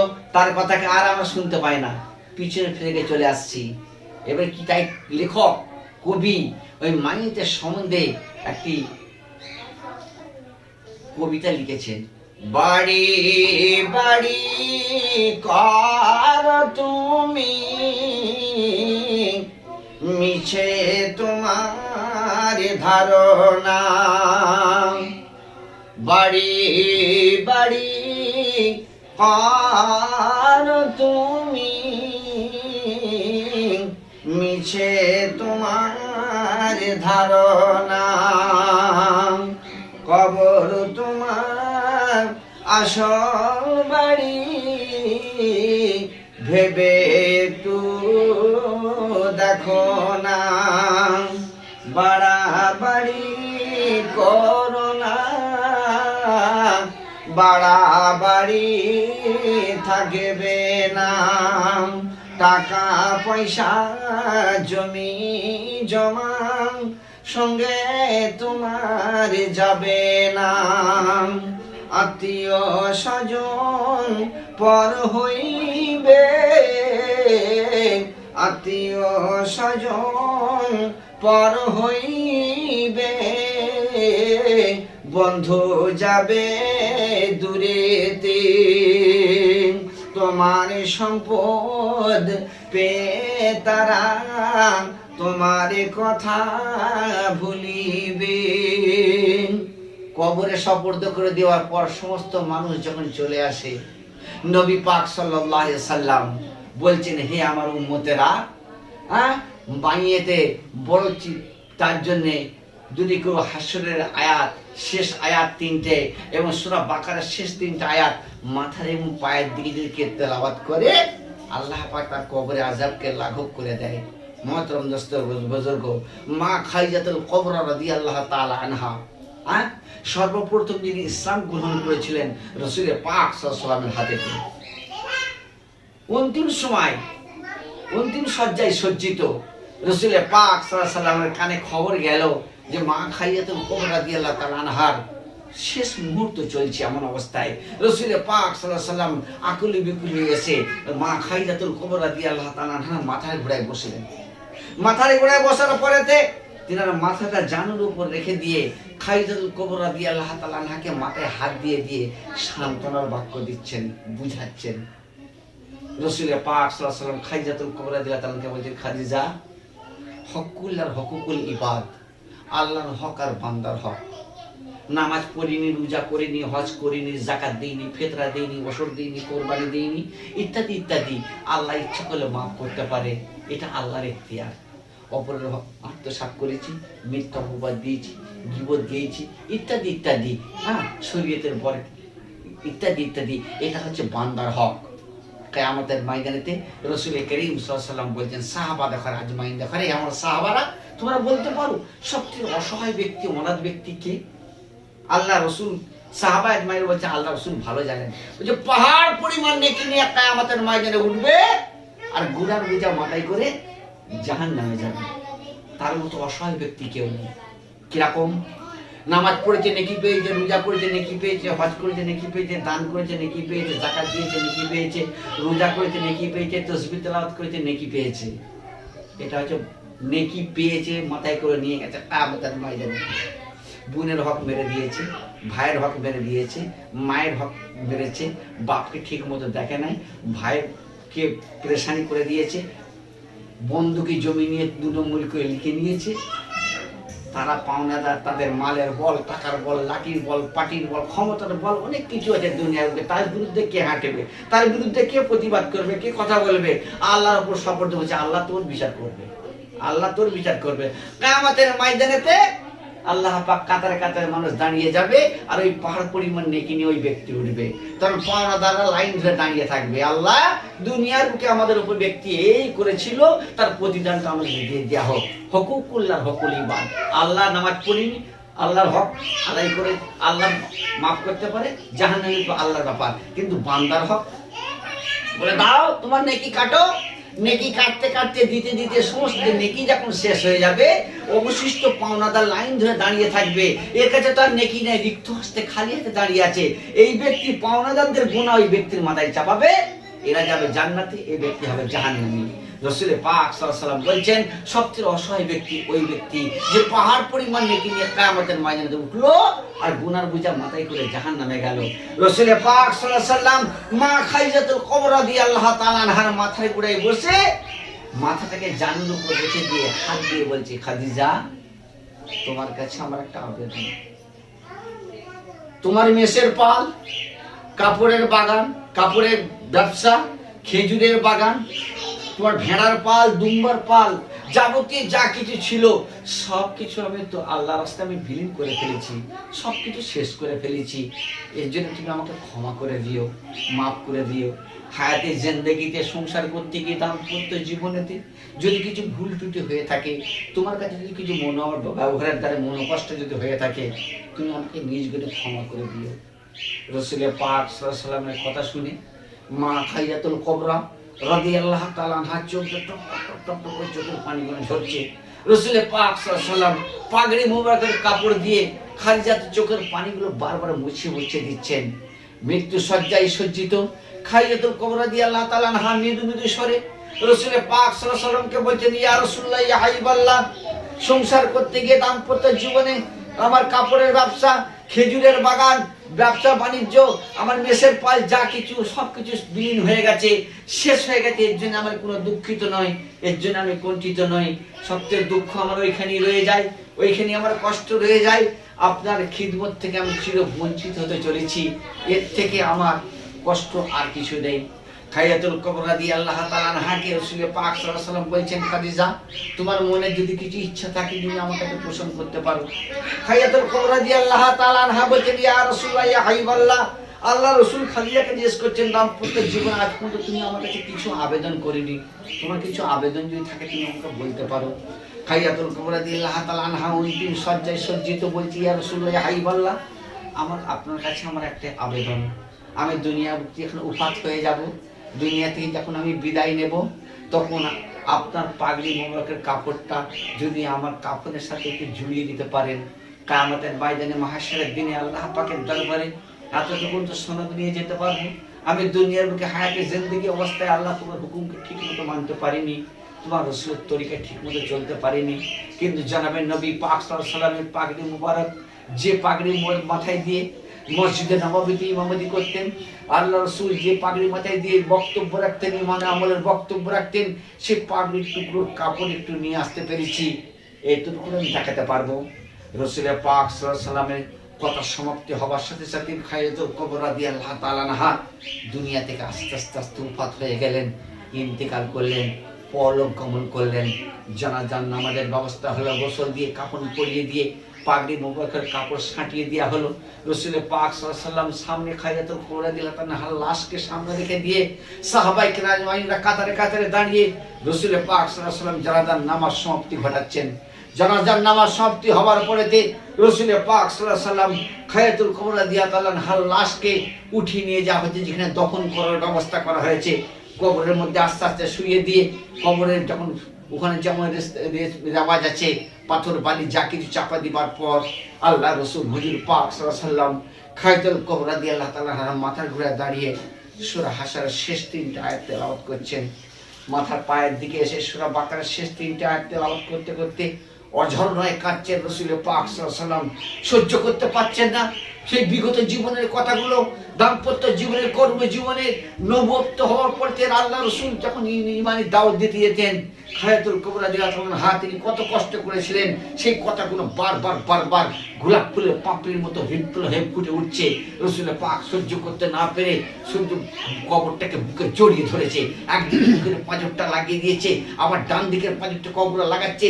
সাহাবায়ে কেরাম তার কাতারে দাঁড়িয়ে হতভম্ব হয়ে গেছে, হতাশ হয়ে গেছে যে আজ পর্যন্ত এরকম তারা দৃশ্য, রসুলের পাকের দৃশ্য আমি কোনদিন দেখি নাই। হয়তো রসুলের পাক সাল্লাল্লাহু আলাইহি ওয়াসাল্লাম চিন্তায় চিন্তিত, মস্তিষ্ক বিকৃত হয়ে গেছে, তিনি সহ্য করতে পারছেন না। বিভিন্ন রকম কথার মন্তব্য করছে সাহাবায়ে কেরামরা। আল্লাহ রসুল নিজে সহ্য করে কবরস্থলে দাঁড়িয়ে হায়াতুল কুবরা রাদিয়াল্লাহু তাআলা কবরের সামনে রেখে দাঁড়িয়ে সাহাবায়ে কেরামের উদ্দেশ্যে ভাষণ দান করছেন। হে আমার সাহাবারা শোনো, আমার মাথা বিকৃতি হয়নি, আমার মস্তিষ্ক বিকৃত হয়ে যায়নি।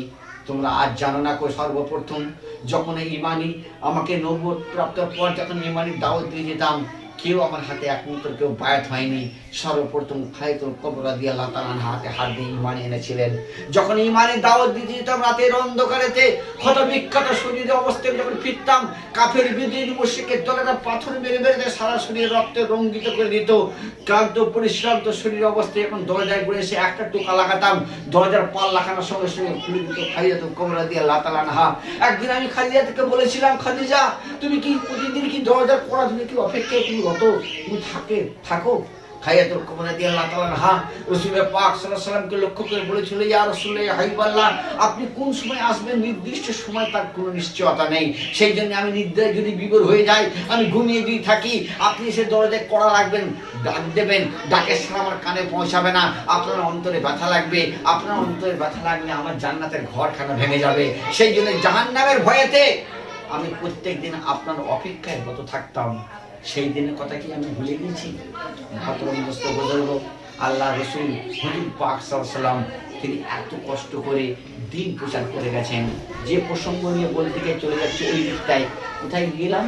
কবরস্থলেতে কবরে শুয়ে দিয়ে সমস্ত মানুষ যখন আমরা প্রত্যাবর্তন করি, ফিরে চলে আসি, কবরে বলছে 10 জন সাহাবা বা সাহাবিয়ান, আশারায়ে মুবাশশারা, আশারুল আরবি ভাষায় মানে 10 জন সাহাবা সাহাবিয়ান জ্যান্ত অবস্থায় জান্নাতের সার্টিফিকেট পেয়েছেন।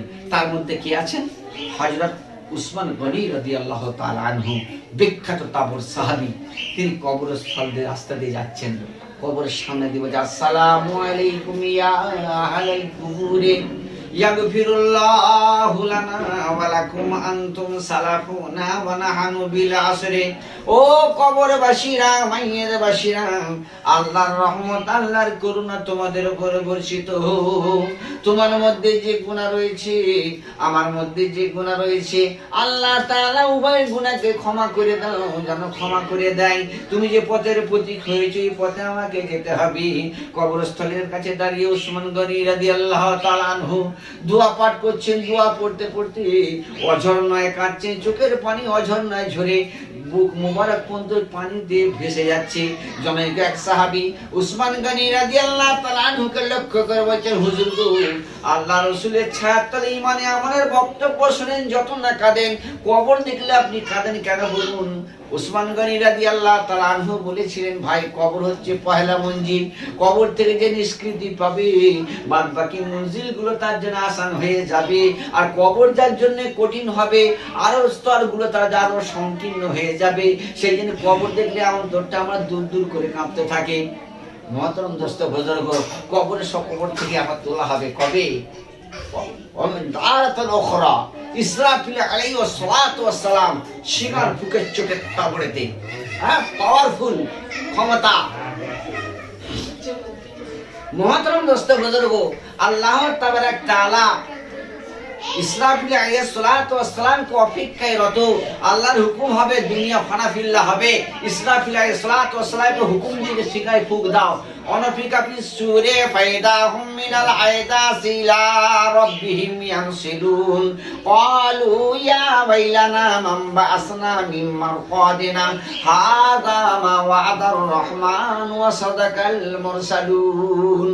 ইসরাফিল আলাইহিস সালাতু ওয়াস সালাম সিঙ্গার ফুঁকে চোটের তাবড়েতে পাহাড় পর্বত নদ নদী খালবিল গুলো চূর্ণ বিচূর্ণ হয়ে যখন উঠতে থাকবে, পাউডার হয়ে যাবে, মাটির তলা থেকে মাটি পঙ্গপালের মতো উঠতে থাকবে, বাদল পোকার মতো উঠতে থাকবে। কিয়ামতের ময়দানে, হাসরের ময়দানেতে দুনিয়ার বুকে বড় বড় পাহাড়গুলো পাউডার হয়ে যাবে, বড় বড় পাহাড়গুলো চূর্ণ বিচূর্ণ হয়ে যাবে, উত্তাল হয়ে যাবে, সমুদ্রের পানি পাউডার হয়ে যাবে। কিন্তু দুনিয়ার বুকে কিছু স্তম্ভ অটুট থাকবে, ইসরাফিলের ক্ষমতা হবে না। সেটা হলো মসজিদ। মসজিদে ফাটবে না, অটুট থাকবে। আল্লাহ পাক হাকিমুল হাকিমিন মসজিদে ইটের জবান খুলে যাবে। আল্লাহ তাআলা জিজ্ঞাসা করবে, মসজিদ তুমি কেন ফাটো না, তুমি কেন চূর্ণ বিচূর্ণ হও না? পাহাড় অত কংক্রিট শক্ত পাথর পাউডার হয়ে গেল, তুমি কেন পাউডার হও না?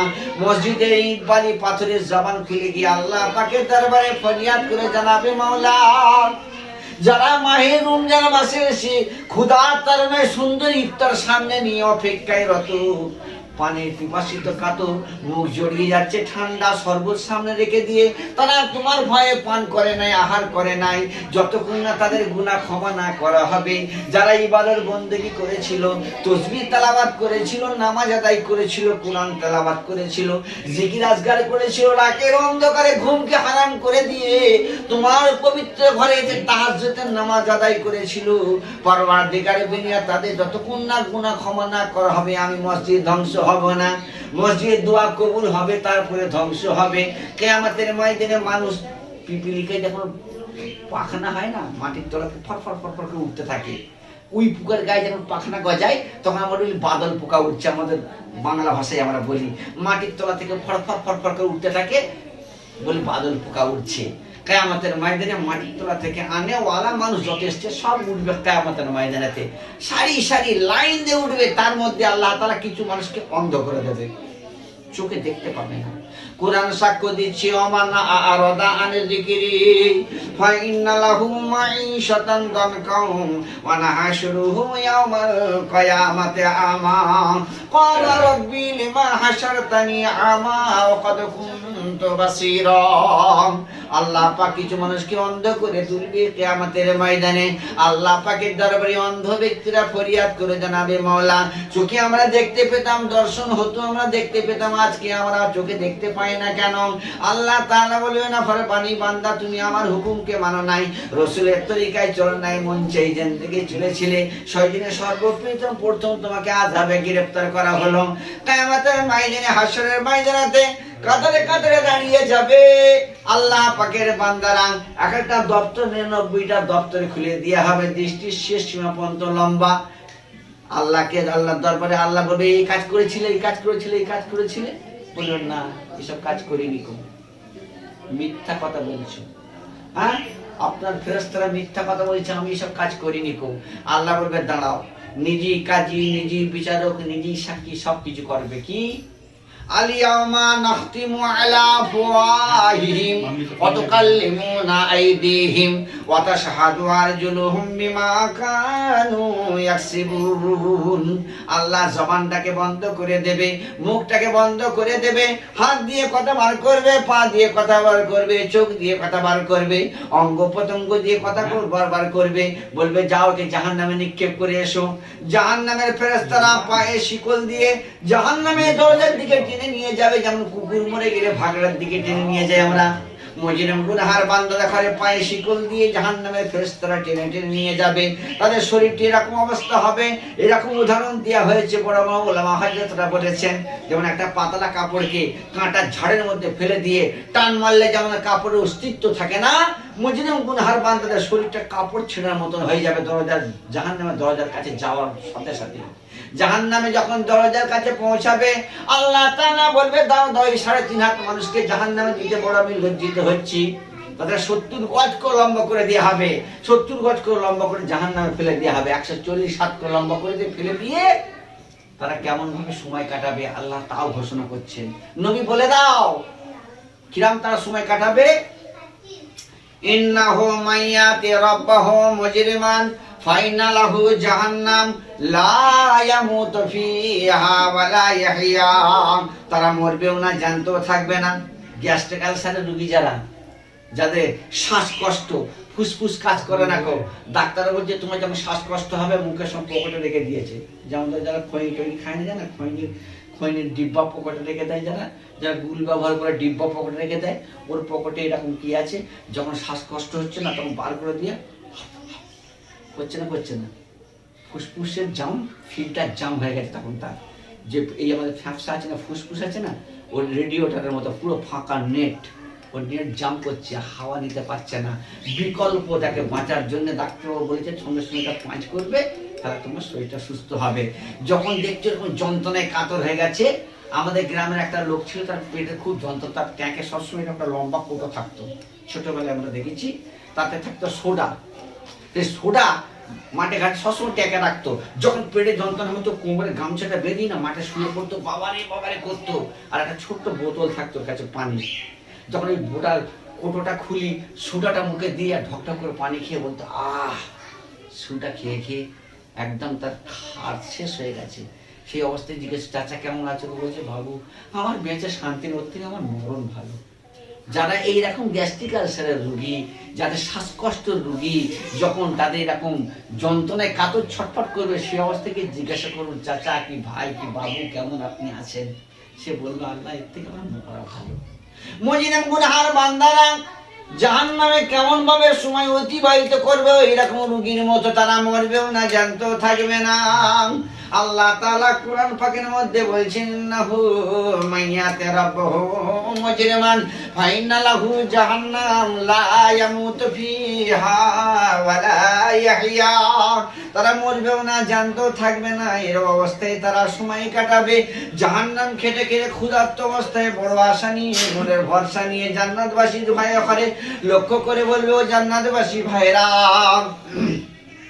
তোমরা দুনিয়ার বুকে এমন কি সুন্দর কাজ করেছিলে, এমন কি ভালাই কাজ করেছিলে, যার জন্য আল্লাহ তাআলা খুশি হয়ে তোমাদের জান্নাত নসিব করেছে। ও জান্নাতবাসী ভাইরা, তোমাদের জান্নাতের খানা আমাদের একটু খেতে দাও। জান্নাতবাসী ভাইরা বলবে ওয়ানাদা আসহাবুন নারে আসহাবাল জান্নাতে আনাফিদু আলাইনা মিনাল মাইন আও মিম্মা রাযাকাকুমুল্লাহ ক্বালু ইন্নাল্লাহা হারামাহুম আলাল কাফিরিন। ও মুজিনাম গুনাহগার বান্দারা, তোমাদের জন্য আল্লাহ তাআলা জান্নাতের খানা হারাম করে দিয়েছে। ভাই দুনিয়া আজকের যে দোয়া খায়রের মজলিস, আমার বাড়িতে বহুত দূর, আমার বাড়ি সেই হুগলি জেলায়, ওয়েস্ট বেঙ্গল, কলকাতা থেকে বহুত দূরে। এখানে এসেছি একটা কাজের জন্য, আলহামদুলিল্লাহ। এই যে আপনার সঙ্গে পেলাম, দোয়া হচ্ছে মুমিনের হাতিয়ার। দোয়ার দ্বারা আল্লাহ তাআলা অনেক কিছু পরিবর্তন করে দেয়। কার দোয়া কবুল হবে একমাত্র আল্লাহ জানে। আমরা আঙুল তুলে তুলে বলি ওই লোকটা খারাপ, ওই লোকটা খারাপ, ওই লোকটা ভালো কি ওই লোকটা খারাপ, আমরা আঙুল তুলে বলি, এখানে বলি ওখানে বলি, সর্ব জায়গায়। এটা আমাদের একটা চিরাচুরি সারা দুনিয়া জুড়ে হয়ে গেছে। খালি রাজনীতির মঞ্চে দেখেন না, এ দল খারাপ ও দল খারাপ, খালি কাদা ছোড়াছুড়ি করছে, খালি আমরা কাদা ছোড়াছুড়ি করি। যখন কাউকে মানুষকে বলি ওই লোকটা খারাপ, কিন্তু একটা আঙুল তুলি, আমরা একটা আঙুল তুলি, কিন্তু চারটে আঙুল আমার দিকে আছে। দোয়া হচ্ছে মুমিনের হাতিয়ার। যে কথা বলছিলাম, হযরত আবু বকর সিদ্দিক রাদিয়াল্লাহু তাআলা আনহু, আমি কথা শেষ করে দিচ্ছি, এখনই দোয়া হয়ে যাবে মাশাআল্লাহ, আপনারা কেউ যাব না, এখনই দোয়া হয়ে যাবে। কথা যে বলছিলাম যে দোয়া হচ্ছে মুমিনের হাতিয়ার। কার মধ্যে কি প্রতিভা আছে, কার মধ্যে কি আছে একমাত্র আল্লাহ জানে। হ্যাঁ, একটা মানুষ, একটা বুজুর্গ মানুষ কিতাব লিখছেন, কিতাব লিখতে লিখতে এরকম ঘরের মধ্যে খাটের মধ্যে বসে, এরকম পিছন দিকে জানলা আছে, এই জানলার মধ্যে থেকে গ্রীষ্মকাল তাপের সময় একটা মৌমাছি এসে আগেখান নিপ প্যান্ডেল কালি, দুবাতের কালি, এরকম লিখছেন, কিতাব লিখছেন, একটা মৌমাছি এসে নিপের উপর এসে বসলো, নিপের উপর এসে বসলো, এসে মৌমাছি হুলটা ফুটিয়ে ওই কালি পান করছে। বুজুর্গ মানুষ দেখতে বলছে পারে এই তো মৌমাছি আমার নিপের উপর এসে বসলো কেন, দেখছে হুল ফুটিয়ে কালি পান করছে। মনে ভাবলো তাহলে এই পানির পিপাসা পেয়েছে, কোথাও পানি পায়নি, অন্বেষণ করে চলে আসছে এখানে, কালি পান করছে, অজন্য গান ভরে তৃপ্তি ভরে কালিটা পান করছে। উনি অটুট ধরে আছে, কোনো ডিস্টার্ব করেনি কো। অনেকক্ষণ পরেতে মাছিটা নিজের যে ইচ্ছায় যখন উড়ে চলে গেল, তারপরে লিখতে আরম্ভ করলেন। কিছুদিন লিখতে লিখতে কিছুদিন পরে ওই ব্যক্তি ইন্তেকাল হয়ে গেল, মারা গেল। যে ওই কিতাব লেখেন ওয়ালা বুজুর্গ মানুষটি মারা যাওয়ার পর ওনার এক শিষ্য, ওনার এক ছাত্র স্বপ্ন দেখছে, হুজুর কেমন আছেন? বলছে আলহামদুলিল্লাহ আমি খুব ভালো আছি। শিষ্যকে বলছে স্বপ্নের যুগে কথোপকথন হচ্ছে যে বাবা, হায়াতের জিন্দেগি অবস্থায় আমার জীবনে আমার জ্ঞান তো আমি অনেক ভালো কাজ করেছিলাম, অনেক ভালো কাজ করেছিলাম, কিন্তু এখানে আসার পর দেখছি আমার ভালো কাজ একটাও কবুল হয়নি আল্লাহর দরবারে। একটা কবুল হয়েছে, যে মৌমাছিটা আল্লাহর মখলুকাত ওকে কালির পানটা করেছিল, তাকে আমি ডিস্টার্ব করিনি। এই কালির পান করার কারণে আল্লাহ এত খুশি হয়েছে, এত খুশি হয়েছে, যার জন্য আল্লাহ আমার জান্নাত নসিব করেছে। যে প্রসঙ্গ বলছিলাম যে দোয়া হচ্ছে মুমিনের হাতিয়ার। হযরত আবু বকর সিদ্দিক রাদিয়াল্লাহু তাআলা আনহু তিনি স্বপ্ন দেখছেন যে দুজন ফেরেশতা এসে দুজন বলাপাওয়া করছে যে বছরে কত লোক হজ করেছে? বলছে 6 লক্ষ। বলে 6 লক্ষ লোক হজ করেছে, এক ফেরেশতা দুজনে কথোপকথন করছে আর কি। আবু বকর সিদ্দিক স্বপ্ন দেখছেন, কে আবু বকর? যার ইমানকে এক পাল্লায় রাখলে, সারা আনে ওয়ালা ইমানদার ব্যক্তির পাল্লাকে, ইমানকে অপর পাল্লা রাখলে তিনি ইমানের পাল্লাটা ভারী হবে, সেই রকম ব্যক্তি। তারপর 6 লক্ষ লোক হজ করেছে, কবুল হয়েছে কজনের? এক ফেরেশতা অপর ফেরেশতাকে কথোপকথন হচ্ছে, আলোচনা হচ্ছে, বলছে মাত্র 6 জনের। 6 লক্ষ লোক হজ করেছে, কবুল হয়েছে 6 জনের। আবু বকর সিদ্দিকের কারণে ঘুম ভেঙে অঝর্ণায় উনি কাঁদছেন, হাই আল্লাহ, আমি তো হজ করেছি 6 লক্ষ লোকের ভেতরেতে, 6 জনের যদি হজ কবুল হয়ে থাকে, তাহলে আমার হজ নিশ্চয়ই কবুল হয় নাই। এইরকম সারাদিন বিষণ্ণ বদন কেটে গেল, মন খারাপ অবস্থায়, রাত ঘুরিয়ে এলো। এসব তাহাজ্জুদের নামাজ পড়ে খাওয়া দাওয়া করে আল্লাহুম্মা বিসমিকা আমুতু আহিয়া বালিশে মাথা দিয়ে ঘুম এসে গেছে। আজকে রাত্রে অর্ধরাত্রে ফেরেশতা এসে বলা বলছে কত লোক হজ করেছে? বলছে 6 লক্ষ। তারপর বলছে কবুল হয়েছে কয়জনের? বলছে 6 জনের। তারপর বলে 6 জনের বদৌলতে আল্লাহ তাআলা সকলের হজকে কবুল করে নিয়েছেন। আলহামদুলিল্লাহ। দোয়া হচ্ছে মুমিনের হাতিয়ার। কার দোয়া, কার মাধ্যম দিয়ে আল্লাহ দোয়া কবুল করবে একমাত্র আল্লাহই জানে। ওই জন্য আমরা দোয়ার আশা, দোয়ার ভিখারি। আল্লাহ বলছে লা তাকনাতু মির রাহমাতিল্লাহ ইন্নাল্লাহা ইয়াগফিরুয যুনুবা জামিআ ইন্নাহু হুয়াল গফুরুর রহিম। আমার রহমত থেকে তোমরা হতাশ হয়ে যাও না, মাহরুম হয়ে যাও না, মুখ ফিরিয়ে নিও না, আমি রহমান। তোমরা চাইলে, যে বান্দা আল্লাহর কাছে চায় আল্লাহ খুশি হয়, যে চায় না আল্লাহ রাগান্বিত হয়। আল্লাহু লা ইলাহা, ছেলেদের গলায় ফুঁক দেওয়ার জন্য এই দোয়াটা নয়। আল্লাহু লা ইলাহা ইল্লাহুল হাইয়ুল কাইয়ুম লা তাখুযুহু সিনাতুন ওয়ালা নাওম লাহু মা ফিস সামাওয়াতি ওয়া মা ফিল আরদ। আল্লাহ বলছে তোমাদের ক্লান্ত আছে, পরিশ্রান্ত আছে, খাওয়া আছে, ঘুম আছে, ঘুম আছে, আমার খাওয়া নেই, দাওয়া নেই, ক্লান্ত নেই, পরিশ্রান্ত না বান্দা। তোমরা আপনি যখন নিদ্রায় বিভোর হয়ে যাও, আমি আল্লাহ ঘুমাই না, চৌঠো আসমানে এসে নেমে 4টে আমি ঘোষণা করতে থাকি, কিয়ামত আছে তওবাকারী ব্যক্তি আমার কাছে তওবা করে আমি আল্লাহ তোমার গুনাহকে maaf করে দেব। কিয়ামত আছে ঋণগ্রস্ত ব্যক্তি আমার কাছে দোয়া করে আমি ঋণকে পরিশোধ করে দেব। কিয়ামত আছে কন্যাদায়ী ব্যক্তি আমার কাছে দোয়া করে তোমার কন্যা সুপাত্র বিবাহ ব্যবস্থা করে দেব। কিয়ামত রোগগ্রস্ত ব্যক্তি আছে আমার কাছে দোয়া করে তার রোগকে আমি শেফায়ে কুল্লি দান করব। আল্লাহ বলছে বান্দা যে আমার কাছে চাই আমি তার কাছে খুশি হই। এটা হচ্ছে একটা দোয়ার মজলিস। আল্লাহ পাক কার মধ্যে কি প্রতিভা আছে। আরেকটা কথা বলি, যারা উমরা করলে, যারা হজ করলে, রাসূল পাক সাল্লাল্লাহু আলাইহি ওয়াসাল্লাম বলেছেন কোন ব্যক্তি যদি আমার মাজারের কাছে এসে কেউ জিয়ারত করে, আমার কাছে জিয়ারত করে, আমি তার জন্য সুপারিশ করব। মাশাআল্লাহ, এখানে অনেক আল্লাহর বান্দা আছে। নবী যে পথে হেঁটেছে, যে নবী যে রাস্তা দিয়ে হেঁটেছে, যে জায়গায় নবী খুতবা পাঠ করেছে, যে নবী যেখানে খুতবা দিয়েছে, যে মসজিদে নামাজ পড়েছে, মসজিদে নববী, আমি তো যেতে পারিনি। অনেক আল্লাহ যাকে যার দোয়াকে কবুল করে একমাত্র আল্লাহ যায়। সে আশা এবং ভয় মিটিং মাঝখানে আজকে আমরা দোয়ার মজলিস। আল্লাহ পাক আমাদের শোনার থেকে যেটুকু শুনলাম বুঝলাম, আল্লাহ পাক আমাদের শোনার থেকে গ্রহণ করার তৌফিক দান করুন, আমিন। এখন সর্বপ্রথম বিসমিল্লাহর সঙ্গে 3 বার আলহামদুলিল্লাহ শরীফ, 3 বার কুলহু শরীফ, 3 বার দুরূদ শরীফ করে নিন। মাশাআল্লাহ দোয়া হবে। বিসমিল্লাহির রহমানির রহিম, আলহামদুলিল্লাহি রাব্বিল আলামিন।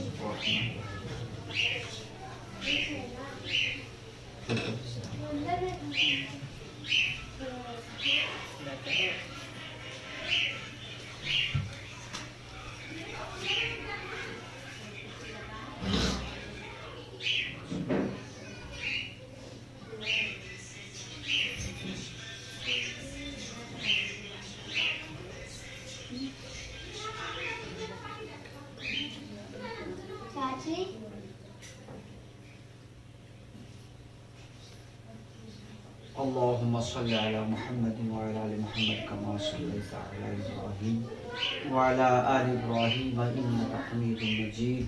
اللهم بارك على محمد وعلى ال محمد كما باركت على ابراهيم وعلى ال ابراهيم انك حميد مجيد. اللهم آمين. الحمد لله رب العالمين والعاقبة للمتقين. الصلاة والسلام على رسوله النبي الأمي وآله وسلم. اللهم أنت السلام ومنك السلام ويرجع السلام وحينا في السلام وأدخلنا جنة دار السلام. تباركت ربنا وتعاليك يا ذا الجلال والإكرام. ربنا ظلمنا أنفسنا وإن لم تغفر لنا وترحمنا لنكونن من الخاسرين. رب اجعلني مقيم الصلاة ومن ذريتي ربنا وتقبل دعاء. ربنا اغفر لي ولوالدي وللمؤمنين يوم يقوم الحساب. اللهم احفظنا من كل بلاء الدنيا وعذاب الآخرة. اللهم اكشفنا البلاء والكاف العباء يا دفع البلاء والكاف العباء. اللهم سكي شملهم. اللهم مزي جملهم. اللهم دمر ديارهم.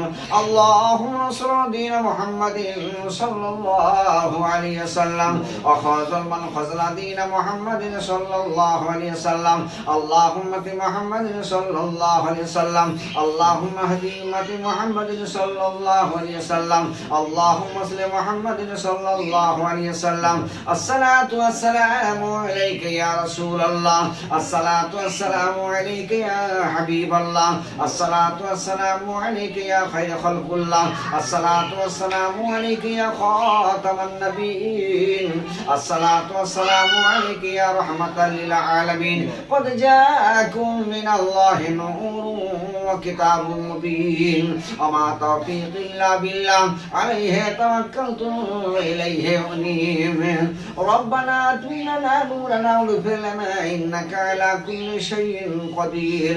لا إله إلا أنت سبحانك إني كنت من الظالمين.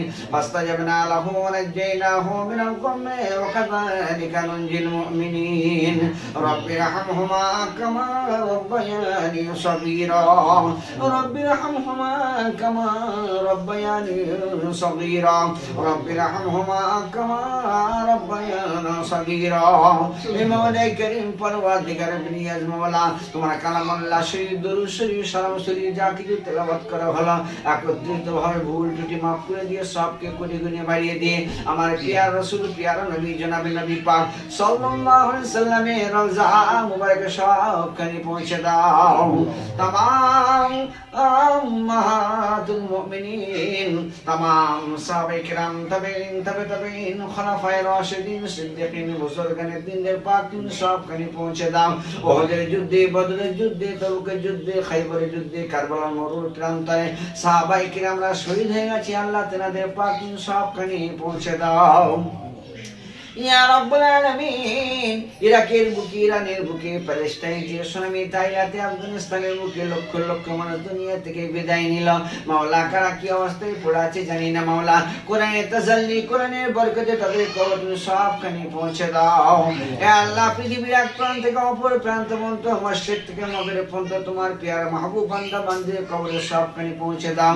হে আল্লাহ হাজিরে মজলিস যারা আমরা উপস্থিত হয়েছি কারো মা কারো বাপ কারো সন্তান স্ত্রী পুত্র মা হারা বাপ হারা দুনিয়া থেকে বিদায় নিয়ে চলে গেছে। মাওলা গো আমরা আশা নিয়ে তোমার হাত তুলেছি। এ আল্লাহ আমাদের প্রত্যেক আত্মীয় স্বজন পরিবার পরিজনের কবর তুমি সবখানে পৌঁছে দিও। যার হাতে আমার নামাজ যাবে না হিসেবে জান্নাতুল ফিরদৌস নসিব করো। এ আল্লাহ আজকে যে উদ্দেশ্য নিয়ে সালেহ সাহেবের মাহফিল কায়েম করা হয়েছে, এলার মুরব্বী আমাদের সমুদ্র দুনিয়া থেকে যারা চলে গেছে মাওলা, পরিবার পরিজন আত্মীয় স্বজন তাদের কবর তুমি ভালাই তুমি দান করো, নবীর শাফাত নসিব করো, হযরত কাউসারে পানি পান করার তৌফিক দান করো, ডান হাতে আমার নেওয়া দিও, বিনা হিসেবে জান্নাতুল নসিব করো মাওলা। এ আল্লাহ আমাদের সন্তানদের সুশিক্ষায় শিক্ষিত হওয়ার তৌফিক দান করো, রোজগারে বরকত তুমি দান করো, কারিগরে বরকত তুমি দান করো, বালা মুসিবত তুমি হেফাজত করো। এ আল্লাহ দুটি পয়সার জন্য উপার্জনের জন্য মাওলা গো বাপ মা পরিবার পরিজন গ্রামবাসী আত্মীয় স্বজন সকলকে ছেড়ে বিদেশে তারা সফর করছে মাওলা। এ আল্লাহ এদের আপদ বিপদ থেকে মুসিবত থেকে তুমি হেফাজত করে দিও, রুজি রোজগারে বরকত তুমি দান করো, ইহকালে পরকালে সম্মান তুমি দান করো মাওলা। এ মাওলা এই কারীম সারা পৃথিবীর কোনায় কোনায় তোমার নেককার বান্দা বান্দীরা যারা দুআয় রত, যার দোয়াকে তুমি কবুল করেছো, তার দোয়ার ওসিলা দিয়ে আমাদের দোয়া তুমি কবুল করো। এ আল্লাহ এই মজলিসের মধ্যে তোমার কে মনোনীত বান্দা আছে বান্দি আছে জানি না, যার হাত তোলাকে তুমি কবুল করেছো, যার দোয়াকে তুমি কবুল করেছো, সেই দোয়ার ওসিলা দিয়ে আমাদের দোয়া তুমি কবুল করো। আমার প্রিয় রাসূল প্রিয় নবী জনাবে নবী পাক সাল্লাল্লাহু আলাইহি ওয়াসাল্লাম আরফাতের মাঝে উম্মতের জন্য শেষ দোয়া করেছিল, এই দোয়ার সঙ্গে শামিল করে নিয়ে আমাদের দোয়া তুমি কবুল করে নাও আল্লাহ। আল্লাহুম্মা ইগফির লিহাইয়িনা ওয়া মাইয়িতিনা ওয়া শাহিদিনা গায়বিনা ওয়া সগীরিনা ওয়া কাবীরিনা ওয়া যাকিনা ওয়া উনসানা। আল্লাহুম্মা মান আহইয়াতাহু মিন্না ফাহইহি আলাল ইসলাম ওয়া মান তাওফাইতাহু মিন্না ফাতাওফাহু আলাল ঈমান। আল্লাহুম্মা ইন্নী যালামতু নাফসি যুলমান কাসীরান ওয়া লা ইয়াগফিরু যুনুবা ইল্লা আনতা ফাগফিরলি মাগফিরাতাম মিন ইনদিকা ওয়ারহামনি ইন্নাকা আনতাল গফুরুর রহিম। ওয়া সাল্লাল্লাহু তাআলা আলা খায়রি খালকিহি মুহাম্মাদিন ওয়া আলা আলিহি ওয়া আসহাবিহি ওয়া আজওয়াজিহি ওয়া যুররিয়াতিহি ওয়া আহলি বাইতিহি ওয়া সাল্লামা তাসলিমান কাসীরান কাসীরা। ওয়া সাল্লাল্লাহু তাআলা আলা নবিয়্যিল কারীম ওয়া আলা আলিহি ওয়া আসহাবিহি ওয়া উম্মতি আজমাইন। সুবহান রাব্বিকা রাব্বিল ইজ্জাতি আম্মা ইয়াসিফুন ওয়া সালামুন আলাল মুরসালিন ওয়ালহামদুলিল্লাহি রাব্বিল আলামিন। আসসালামু আলাইকুম ওয়া রাহমাতুল্লাহ।